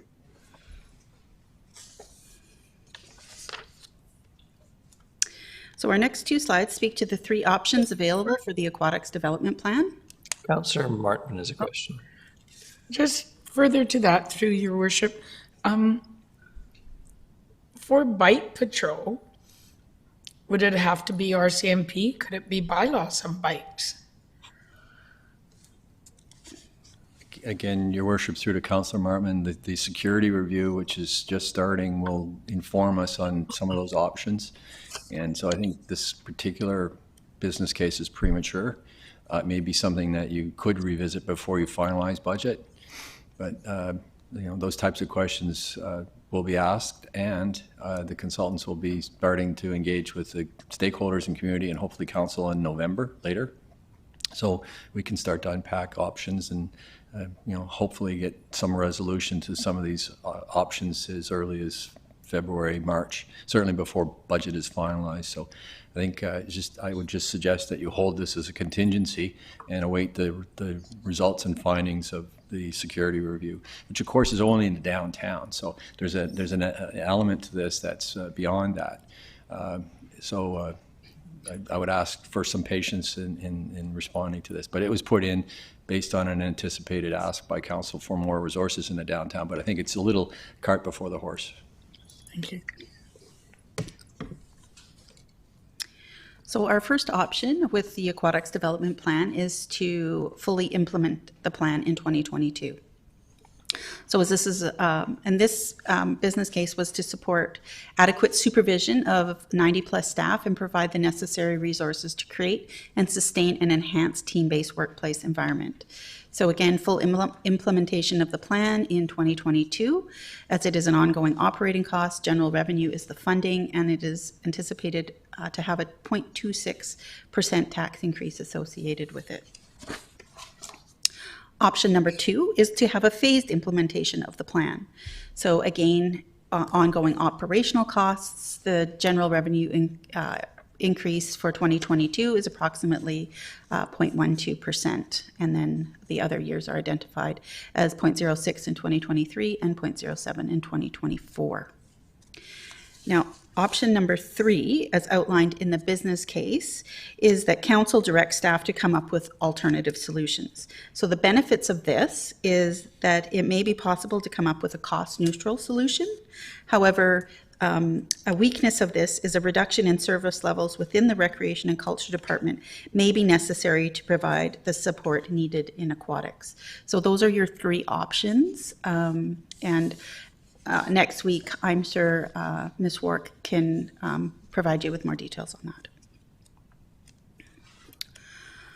Our next business case is for Parks, Trails, and Natural Areas Lead Supervisor. So this is to provide additional resources to proactively manage park assets in a planned and strategic fashion.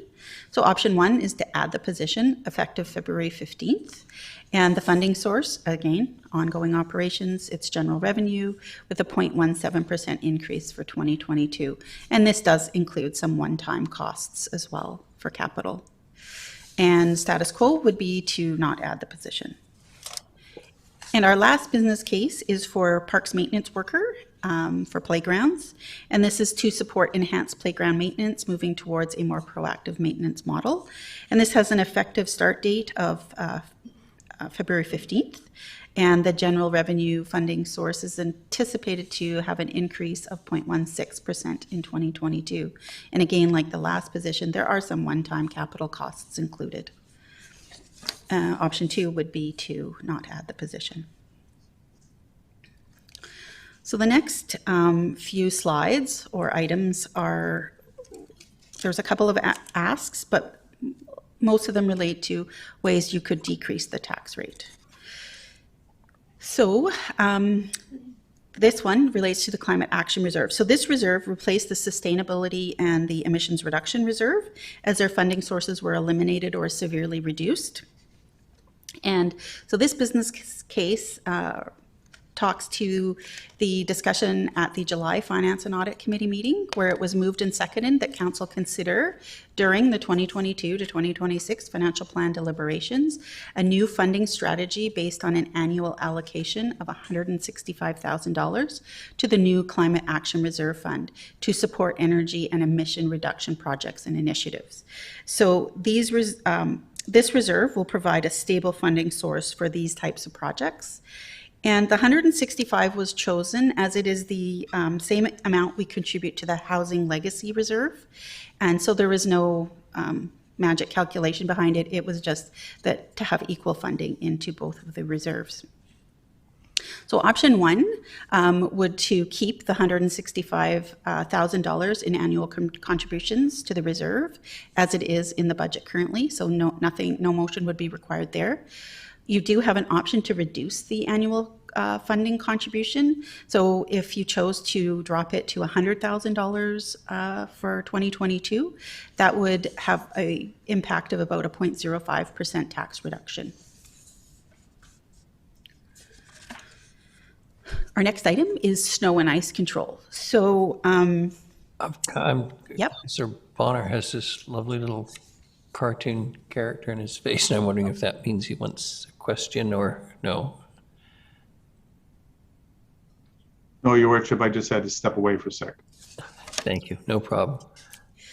So the current draft plan includes a $95,000 increase to the snow and ice control budget based on the 3-year actual costs. So those are costs, the average cost over 2018 to 2020. And it is includes both Parks, Rec and Culture and Engineering and Public Works snow and ice control budgets.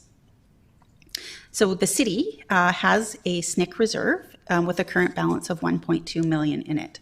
And that's also the minimum balance required in it. And this is to address extraordinary snow years. So if we had a really heavy snow year and we used all of the budget, we could go to this reserve to fund any overages that we had in that area if surplus wasn't enough to cover it. So the option 1 is to maintain the draft budget, which is $975,000. And option 2 would be to reduce the SNCC budget to 2021 levels, which is $880,000. So the impact to property taxation would be approximately a 0.08% reduction.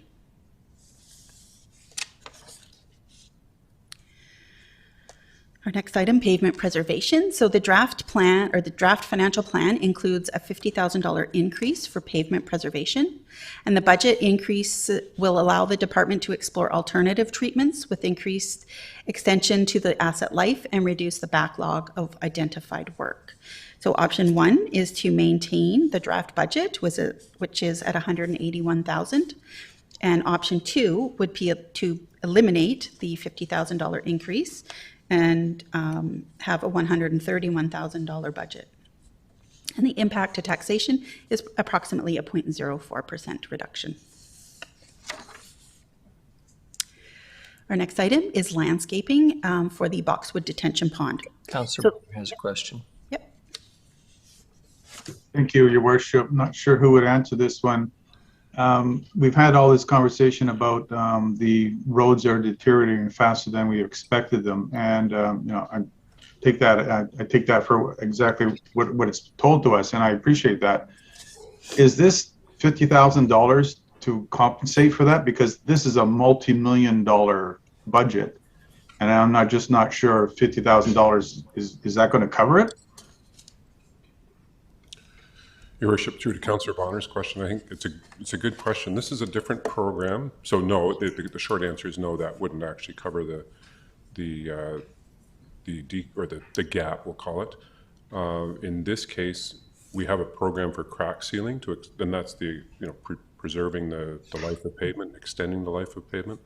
The increase is partially due to some of the increases in pressure that we see in prices on asphalt and other products that we use, but it's also really to try different technologies as far as extending, chip sealing, we call it micro paving, just a bunch of different little technologies to try beyond crack sealing.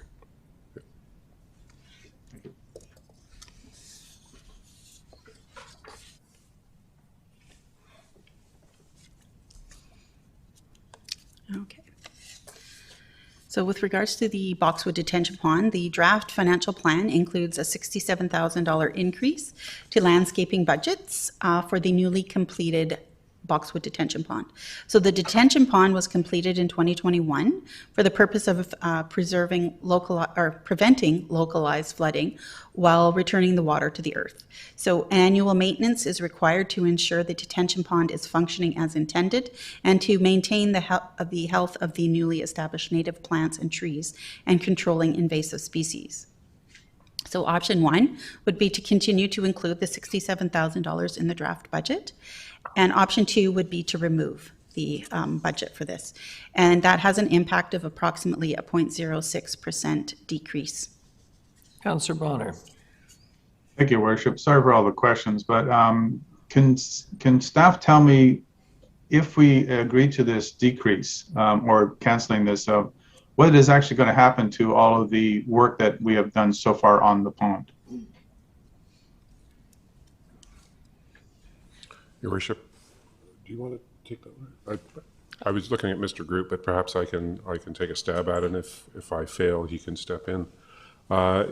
Essentially, the landscape that's the native plants that are around the existing pond, we've sort of restored a wetland to its natural state from a toxic waste area. They'd start to lose their ground, and potentially invasive species come in and take over. And I think that's the main concern. So we're as we add green space, we need to also maintain that. So I don't know if you have anything else. Thanks, Mr. Sims. Through your worship. Additionally, if it doesn't get turned into a contracted service, then we'd have to try to look at our annual work plans from an operational perspective and see how much of that work we could accommodate in-house, and then also look at what part of the annual work plan wouldn't we do, or what would we reduce, just to be able to accommodate, because not doing the work isn't really an option. Thank you, Worship. And if I may just follow up on that, could this be an option for our clean streams folks, ones that are fixing up the existing creeks and streams in our city, to take on? Through your worship to Councillor Bonner, it's an excellent question, not one that I have the ability to answer right now, but I can bring that back to Wednesday's discussion for sure. Thanks very much. Ms. Mercer. So our next item relates to public art maintenance. So the draft plan includes a new $25,000 annual budget to ensure the longevity of the city's public art collection. So the city has invested in significant public artworks that are displayed in various civic facilities and outdoor locations. So the maintenance budget will allow the planning and scheduling of maintenance for the artworks to ensure continued enjoyment for residents and visitors. Yep. And Councillor Thorpe has a question. No, Your Worship, it was on something earlier, but I'll come back to it next week. Thanks. Okay. So option number 1 would be to maintain the $25,000 budget. Option 2 would be to remove it. So the impact is approximately a 0.02% reduction. Item number 7 relates to the urban design roster. So at the June Finance and Audit Committee meeting, it was moved and seconded that Council consider an increase of $25,000 to the public art budget during the 2022 to 2026 financial plan deliberations to support the urban design roster initiative. So the draft financial plan includes an additional $25,000 per year in the public art project. So option number 1 would be to maintain that $25,000 in the budget, and option number 2 would be to reduce it. So in this case, there's no impact to property taxation as this is considered an operating project and is funded from general revenue funding for projects. And general revenue funding envelope is a set amount. So this year, it's approximately 7.4. So what we would do is take that $25,000 and reallocate it to another project or projects currently funded from reserves. So that would preserve some reserve funding and fund a different project. Item number 8 relates to the National Indigenous People Day and Truth and Reconciliation Day. So this is an ask, and to provide $60,000 in annual funding for events to recognize National Indigenous People Day as well as the Truth and Reconciliation Day. So the next couple of slides speak to the options, but this decision slide will have an information report that will come with next week's agenda to provide additional information to this ask. So option number 1 is to fund the additional $60,000 from property taxation, and that's a 0.05% increase. Option number 2 is to reallocate $60,000 from the downtown events grants budget that's currently in the plan. So that is to reallocate the $60,000 from the $150,000 that we have in the budget for the annual downtown events grant budget. So this would mean that we would take that $60,000, spend it on these projects, and there would be $60,000 less to divvy up between community groups. Councillor Hemmons. Thank you, Your Worship. The downtown events grant, is that the one that we switched into the resiliency grant because no one was applying because of COVID? And if so, was the uptake really strong? I will have someone else that can give you more detail, but I know there was some allocations for unused funds in some of the grant streams, and we repurposed that funding. But I will let Ms. Wark speak to this in more detail. Good morning. Good morning. Through your worship to Councillor Hemmons, yes, this year, quite a bit of the downtown special event grant funds were returned to the city because the events weren't able to happen due to COVID, and they were used for the resiliency grants. Does that answer your question? Yes, and so next year we intend not to have the resiliency grant, but to go back to the downtown event grant and split potentially the downtown event grant with the National People's Day. Indigenous People Day, Truth and Reconciliation Day. Is that accurate? Correct. So through your worship to Councillor Hemmons, we are currently adjudicating 17 applications right now for the Downtown Special Event Grant Fund. So we would just, I'm assuming we'll have an answer to this next week, and then we'll know what the impact of that would be. Okay, thank you. Just reallocating the funds. Right, okay, thank you. But just so people understand, those downtown event grants would cover what? The Blues Festival, and can you enumerate some of the things that would potentially face reductions? That's correct. So with this option, there would be no tax impact, as we will be pulling it from an existing budget already. And option 3 would be to maintain the status quo of not having it in the budget. The downside to that is we wouldn't have any money in the budget for these 2 days next year.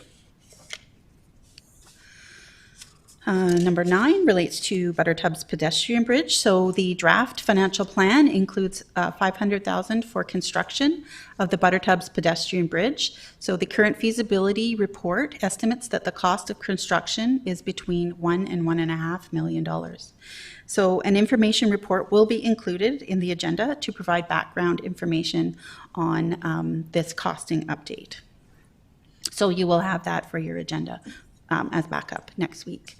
So option number 1 is to remove the project. So this will take that $500,000 in funding and make it available for other projects. Option 2 is no change to the project. So additional funding will be required to move forward, and this may involve reprioritizing or canceling other projects, and staff will return to a future meeting with an update when costs are further refined. Those are your 2 options with that. Number 10 relates to the Albert and 4th Street project. So the next 4 slides will speak to the 4 options available to this project. And so based on current cost estimates, additional funding and direction is required. And like the last 2 decision points, an information report will be provided in the agenda to provide backup information to this slide. So option 1 is to reduce the scope of the project and increase the budget.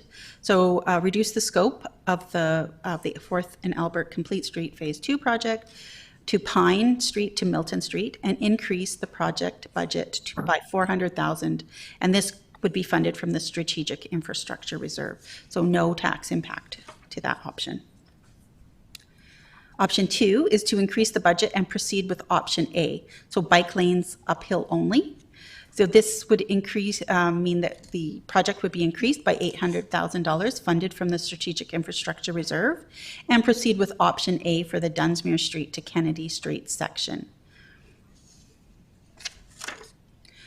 Option number 3 is to increase the budget and proceed with option B. So this is bike lanes on in both directions. And again, this is an increase to the project budget by $800,000 funded from the Strategic Infrastructure Reserve, and proceed with option B for the Dunsmuir Street to Kennedy Street section. And again, no tax impact to this option. I should say option 4 is to remove the project. Yep. No. Councillor Marvin. Thank you. To you, Your Worship. I'm glad to see this on here, because every time I drive up Albert Street, I keep on thinking, how can they do bike lanes? But I'm sure it's doable, but it is a very awkward roadway. And I'm wondering, I'm rethinking this since I live there, is why we didn't use 3rd Street maybe as a VIU connector. I know it's slightly over. 4th Street goes directly from VIU to downtown, but 3rd Street actually connects, and 3rd Street has all the student housing or housing being built, and is a easier road to me to navigate. So I'm just wondering. And also I'm seeing that if we did option 4, which was remove this project period, I don't see how much we might save.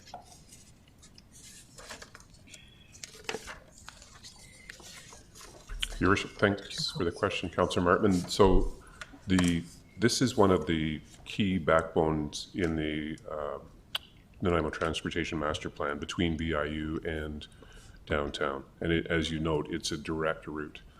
The other route, 3rd Street, between the new housing that's being built, you saw Mr. Stewart's presentation that will be extended, excuse me, from approximately Howard all the way to the top of the hill. So that will tie in as well. Right. So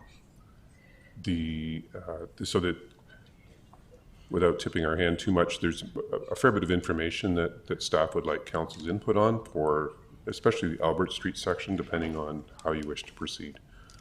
So as a result of public engagement, you know, the options are uphill only, which preserves parking on one side of the road, Or if we have bike lanes going both ways, then that eliminates parking on Albert. So that's the challenge, and of course there's the pushback from the community about removing parking. The funding is available to do this in reserves, so that it's not impacting property taxes, is my understanding currently. Is that right? Okay. So, and just really briefly, the increase in cost is largely due to the complexity of the S-bend through the Cat Stream. So I hope that helps and fills it out. And there's more information coming next week. Okay, thank you.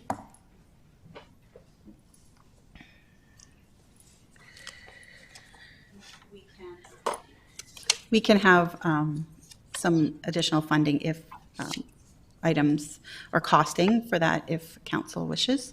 It is a dual, by the looks of the description of the project, cycling facility with pavement and utility renewal. So the total cost of the project has different funding sources, so different things could be funded with it depending on what's included in that project.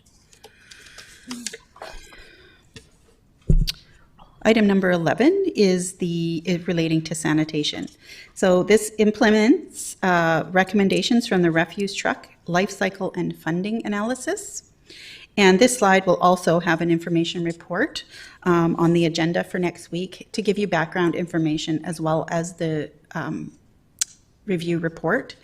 And option one, the recommendations included in that review are: one is to replace department-owned diesel units, number 317 and 318, which with fleet-owned CNG units. So currently these two are the spares, and so that would be the replacement of those. And lease a CNG refuse truck to replace unit number 17 until the new unit arrives. And shorten the life cycle of all fleet-owned units to 8 years. Currently, we amortize them over 10, so this is a reduction in how long we keep those vehicles. And staff will have costing information for the November 10th meeting as well. We got all of this information a little too late to incorporate into today's presentation, but we will definitely have that for you for next week. And Councillor Bonner has a question. Thank you, Worship. Just me not understanding, what is the difference between a department-owned diesel unit and a fleet-owned unit? That's a good question, Councillor Bonner. Mr. Brudoff also had the same question. What it is the any vehicle that has a, sorry, what's the word, Wendy? Replacement plan, thank you. Any vehicle that has a replacement plan is owned by the fleet department. So if you have a truck and it has a 10-year life, that's included in the fleet plan. Department-owned vehicles are ones that don't have a renewal plan. So the spares, because they're not on a replacement plan per se, they are owned by the department. And so all of the operating costs, repairs, maintenance, are coded directly to their department. Whereas in the fleet-owned vehicles, there is a fleet charge that goes, it's complicated, but the fleet department owns those, and then they charge out the departments a specific fee to use those vehicles, and then money goes into the replacement reserve for those. So long, kind of winded answer, but I hope that clarifies it. Well, sort of, but yeah, it just seems a lot of work. Yeah. So there isn't a lot that are department owned. So most of them fall into the fleet grouping and costing. And Councillor Turley has a question too. Thank you, Your Worship. This question is probably more directed to Mr. Sims, perhaps, but on the delivery time for a new CNG unit, the last time I think we heard about it, it was well over 2 years. I don't know if that's changed. Your Worship, to Councillor Turley's question, so we're finding that the delivery time on these is being quoted at about 12 months, but is actually closer to 18 or 19 months. Thank you. And I think you can anticipate that there are some cost implications to this. If we're shortening the vehicle life, as Ms. Mercer mentioned, we're increasing the fleet charge out, essentially. But that's really to ensure some financial sustainability of the refuse collection trucks. And this is not included in it's a separate issue from the recent announcement by Recycle BC that they've shifted the collection, the reception facility down to Chemainus. You may recall from Mr. Elliott's presentation on Wednesday that we've seen a dramatic increase in the use of this service, and it's becoming obvious that the more people throw out and the more we collect, the more it's going to cost. And we just cannot get away from that fact.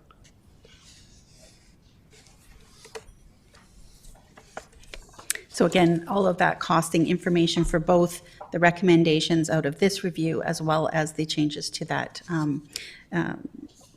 reception facility change to Chemainus, we'll have the costing impacts for that for next week.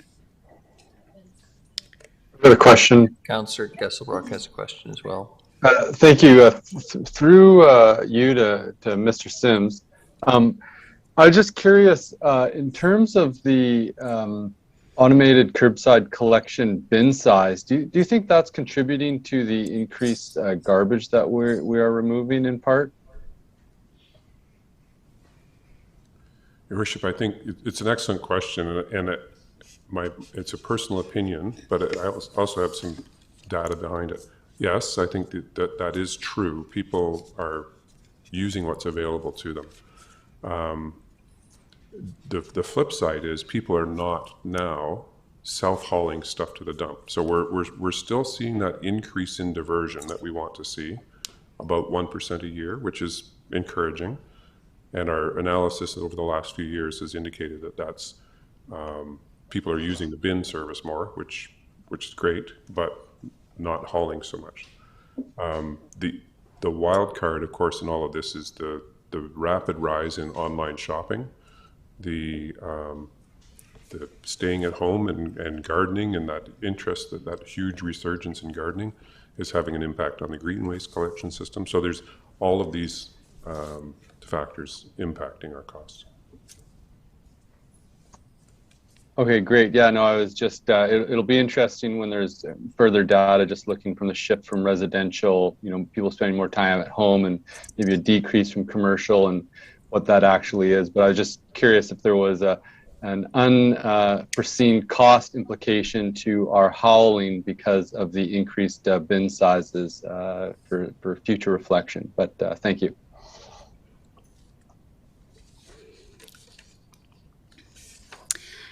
And our last decision slide that we currently have relates to the special initiatives. Ignoring my right here. The draft financial plan includes the use of... Sorry, Councillor Thorpe has a Oh, question. you do have a Sorry, question. Ms. Mercer. Yes, thank you. Now that the mayor has kindly acknowledged me. Going back to our refuse truck life cycle and funding, shortening the life cycle to 8 years, which I can understand, but it just makes me wonder, and perhaps I should already know the answer to this, but I forget. When vehicles reach end of life, sorry, Councillor Turley, does the city, is the city able to sell them on? I'm sure there's not too much of a market for used vehicles, but are we able to do that? And if so, where does that money go to? So through your worship to Councillor Thorpe, yes, the city does sell its end-of-life vehicles. I believe it's done through BC Bid, and that money goes back to the reserve. So we have an equipment depreciation reserve, I believe. Yep. And unless it's a department-owned vehicle, but it goes back to that. I keep hitting that. It goes back to that reserve to help fund future purchases. Right, that makes sense. Thank you. Thank you. Okay, so our last slide relates to the Special Initiatives Reserve. So the draft financial plan includes the use of $3.4 million in funding from the Special Initiatives Reserve between 2022 and 2025 to lower property taxes. Now, Council does have the choice to reduce this amount. And so you could direct staff to use a different amount of reserve funding to reduce property taxes. And then the funds could be directed for other priorities or saved for future opportunities. Now, any amount of lowering this would have an increased impact on the property taxation, but it is within your purview to do. And depending on the amount that would depend on what the property tax increase would be. And so that is the end of the decision slides for next week that we have currently. So if there's any items that a council would like us to add to this slide deck for next week, you can let us know now. Or any other questions you may have. Thank you very much, Ms. Mercer, Ms. Villa, and everyone has had a chance to speak this morning. I think Councillor Bonner has a question. Councillor Bonner. Thank you, Worship. I tried to ask it earlier, but I didn't quite get noticed. It's regarding the parks maintenance person. We're looking at adding a parks maintenance worker, and having done that type of work for a couple of decades, I understand it is quite a manual and job, and they do fantastic work. It's coming in at 1.6, and yet we're hiring 4 police officers for 0.4. Numbers don't kind of add up to me. Okay, also in there, through your worship to Councillor Bonner, there are also some one-time capital costs included in that amount for a vehicle and some other equipment. So that also is included in that 0.16%. So the actual position itself is a bit lower of a percentage increase. So, and I can only comment on the costing for the bike patrol is what we were told the costing would be. So that's the best explanation I can give you right now. I can dig into it further and have better information for you. So since the part of the 1.6 is capital cost, one-time cost, wouldn't they be coming out of reserves instead of a tax increase? Not necessarily. Ms. Fulla might be able to give us more detail on that. Ms. Fulla. Through the chair to Councillor Bonner. Sometimes when costs do come out of a reserve, if there's funding available in a reserve, otherwise we'd be looking at property taxes. For the purchase of vehicles, the equipment depreciation fund is for replacement of existing vehicles, because those are vehicles that have contributed to the fund for the replacement. So when we purchase new vehicles that are increasing our fleet size, those are generally not funded from there, because that's not the purpose of that reserve. Okay, because reason I'm asking this is just for numbers' sake. Say the increase in labor is 0.1, and the increase in the cost of although capital is 0.06. If we increase our taxes 0.06, and we buy one thing 1 year, next year we're charging another 0.06 to the taxpayers, but we're not buying anything with it. So that's the way I'm looking at it. Yeah, no, through the chair to Councillor Bonner, so on that particular, the park maintenance worker, we're looking at about 86,000 for equipping that vehicle or that position. So that would be in the budget for 2022 only, and it would come out in 2023. That position, in addition to labor, it has other costs. You'd have a fleet charge associated with that vehicle, because now there's a fleet vehicle. There's also materials and supplies, because now we add an extra person. They need materials and supplies to do their work. So it's not just all labor and an equipment purchase. There's related expenses that go with that position and providing them with the supplies to do the job. Okay, further my question though, then, would we then expect a tax reduction in 2 years after that is done? Through the chair to Councillor Bonner. So you would see a small tax decrease in 2023 because it was one-time funding for the capital purchase, but then the position is also in the budget for only a partial year in 2022 and be in a full year in 2023, which would mean a little bit of a tax bump up for that. So overall, you'd have a bit of a net decrease, but there's one increase and one decrease. Okay, thank you. Councillor Turley. Thank you, Your Worship. With regard to the Albert and 4th Street, complete street, does that involve any replacement of underground services?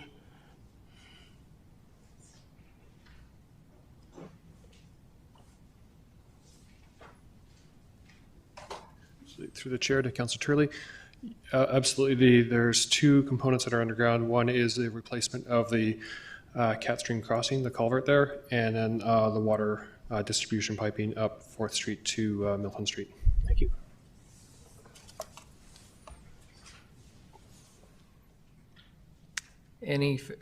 Councillor Bonner, your hand is still up, or do you have another question? Thank you very much. Any further questions on this section? Ms. Mercer? So once everyone has done all their questions, I will go over what we can expect for next week. So I just wanted to put that out there before we wrap up. Don't see any more hands. Councillor Turley. Thank you, Your Worship. Through you to, I'm assuming it'd be Ms. Mercer.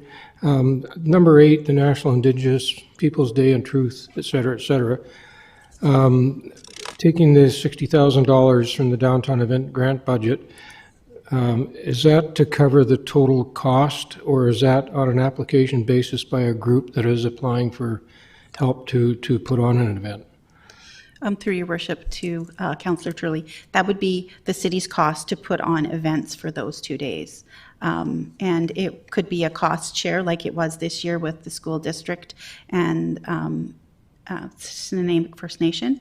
But so that would be the city's cost for those days. It wouldn't necessarily be an outside group doing that. So I guess my follow-up question then would be, on the applications received for money from this grant source, are there any that are just city-driven, or are there a lot that are other groups applying to have help with funding?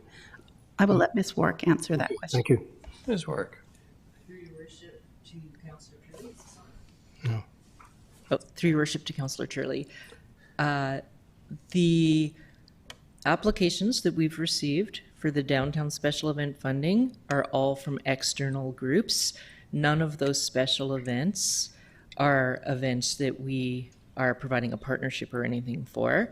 We do offer special events through our department, and they're funded elsewhere. Okay, so I guess the obvious question is, and we can debate this at another time, but why are we making an exception with this particular grant source if there are available funds from other sources? Through your worship to Councillor Turley, we wouldn't have any funds available in our operating budget as it stands right now in the recreation and culture area. Okay, thanks.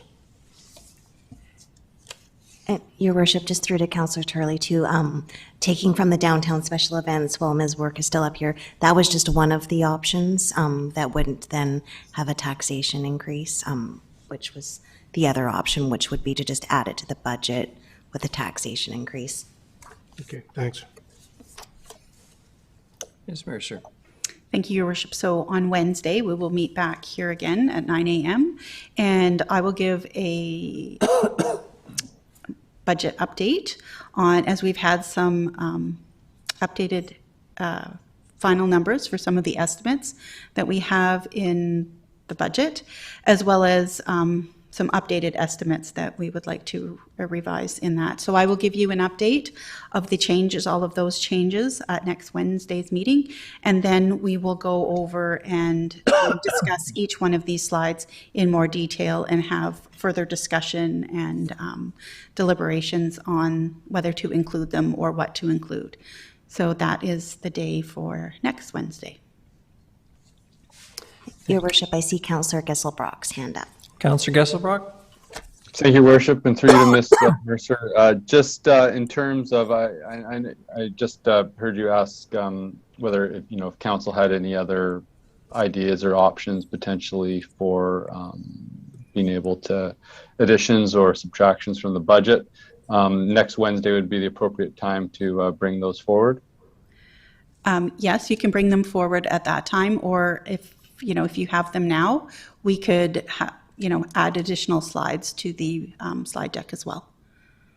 Okay, and maybe something that we could give you a heads up with an email or something before next Wednesday. I don't have anything currently, but just if there was something that came up. Okay. Yeah, thank you. Thanks. That's all I have. Thank you very much, Ms. Mercer. The next is reports, Stadium District Plaza Development Update. Mr. Groot. Thanks, Your Worship. So I have a report in front of you in regard to the Stadium District development. It's just an update for council, and I'll just read the recommendation to start, and then I'll give a little bit of background. The recommendation is that the Finance and Audit Committee recommend that council approve increasing the budget for the Stadium District Plaza from $350,000 to $1,164,000 by canceling the Sir Oxman Stadium artificial turf infield project budgeted in 2023 and reallocating $200,000 from the Stadium District temporary washroom budget. So a little bit of that background is when we came to council earlier this year regarding the Stadium District after the approvals, it really was about looking at the Stadium District as a whole and coming up with ideas around that central access to the multiple venues. And really the focus was on surface works and kind of some of the vertical things like lighting. And as the conceptual design was discussed, and we really looked at what that future looked like in regard to more seating, amenity buildings. We looked at existing water service, electrical, future irrigation, all of those things. It became more and more evident that that corridor, that the central access was designed, or that concept of where the central access is also where that utility corridor really should be. So rather than proceeding with surface works now and then in the future digging that up, it really is trying to avoid duplicating and or disturbing works that are already completed. So it's really a concept of future proofing. So the idea of canceling that infield project at the baseball stadium, which was a project that we had put forward prior to the Stadium District being discussed and approved. It wasn't a community-driven or a baseball team-driven project. It really was just a project about developing the baseball stadium in an ongoing manner. Further discussions, really, it's probably going to make more sense for us to look at the outfield and the infield at the baseball stadium as a whole, and looking at the pros and cons of turning that into artificial turf field. And then also the reason why we'd be able to reduce the budget for the temporary washroom change room is based on what we have on site already from a washroom and change room perspective. We're not needing to provide a whole lot of temporary. It's just we're needing to provide one, but it's about a 12 by 60 temporary washroom building, and then with existing infrastructure, we'd be able to accommodate from a public washroom and then change room as well. Thank you very much. Councillor Hemmons. Thank you, Your Worship. Can you just remind me when we're going to have the Stadium District complete? I'm thinking about the concept of future proofing, and how far in the future are we looking for this? Through Your Worship to Councillor Hemmons, thank you for that question. It's really good. An end date I can't give you, but in regard to the works that we're describing right now, in regard to, in the report, it talks about the bleacher seating and the perimeter fencing, the press media and coaching booth. There's a lot of that work that we really need to have in place and complete for, so June, the beginning of June is really the baseball season when that starts, and then late July is really when we need to be ready for the football season for the Vancouver Island Raiders on the artificial turf field. The future buildings, like changing the grandstand to a multi-amenity building, making that larger, that could be 5 or 10 years down the road. That's going to be a continued exercise in the conceptual design. Thank you. And if I may, a follow-up, it was really that stadium plan that provided kind of the overarching look that allowed us to kind of have some concurring projects. So rather than tackling it piecemeal, we created a plan and now understand that in order to get off on the right foot, we should scale back and start somewhere else. Yeah, through your worship, absolutely correct. Okay, thank you, Your Worship. I'd like to move the recommendation. Thank you very much. Seconded, Councillor Martman. Any discussion on the recommended motion? Seeing none, all those in favor? Any contrary? None, motion carries. Thank you very much. Thank you, Council.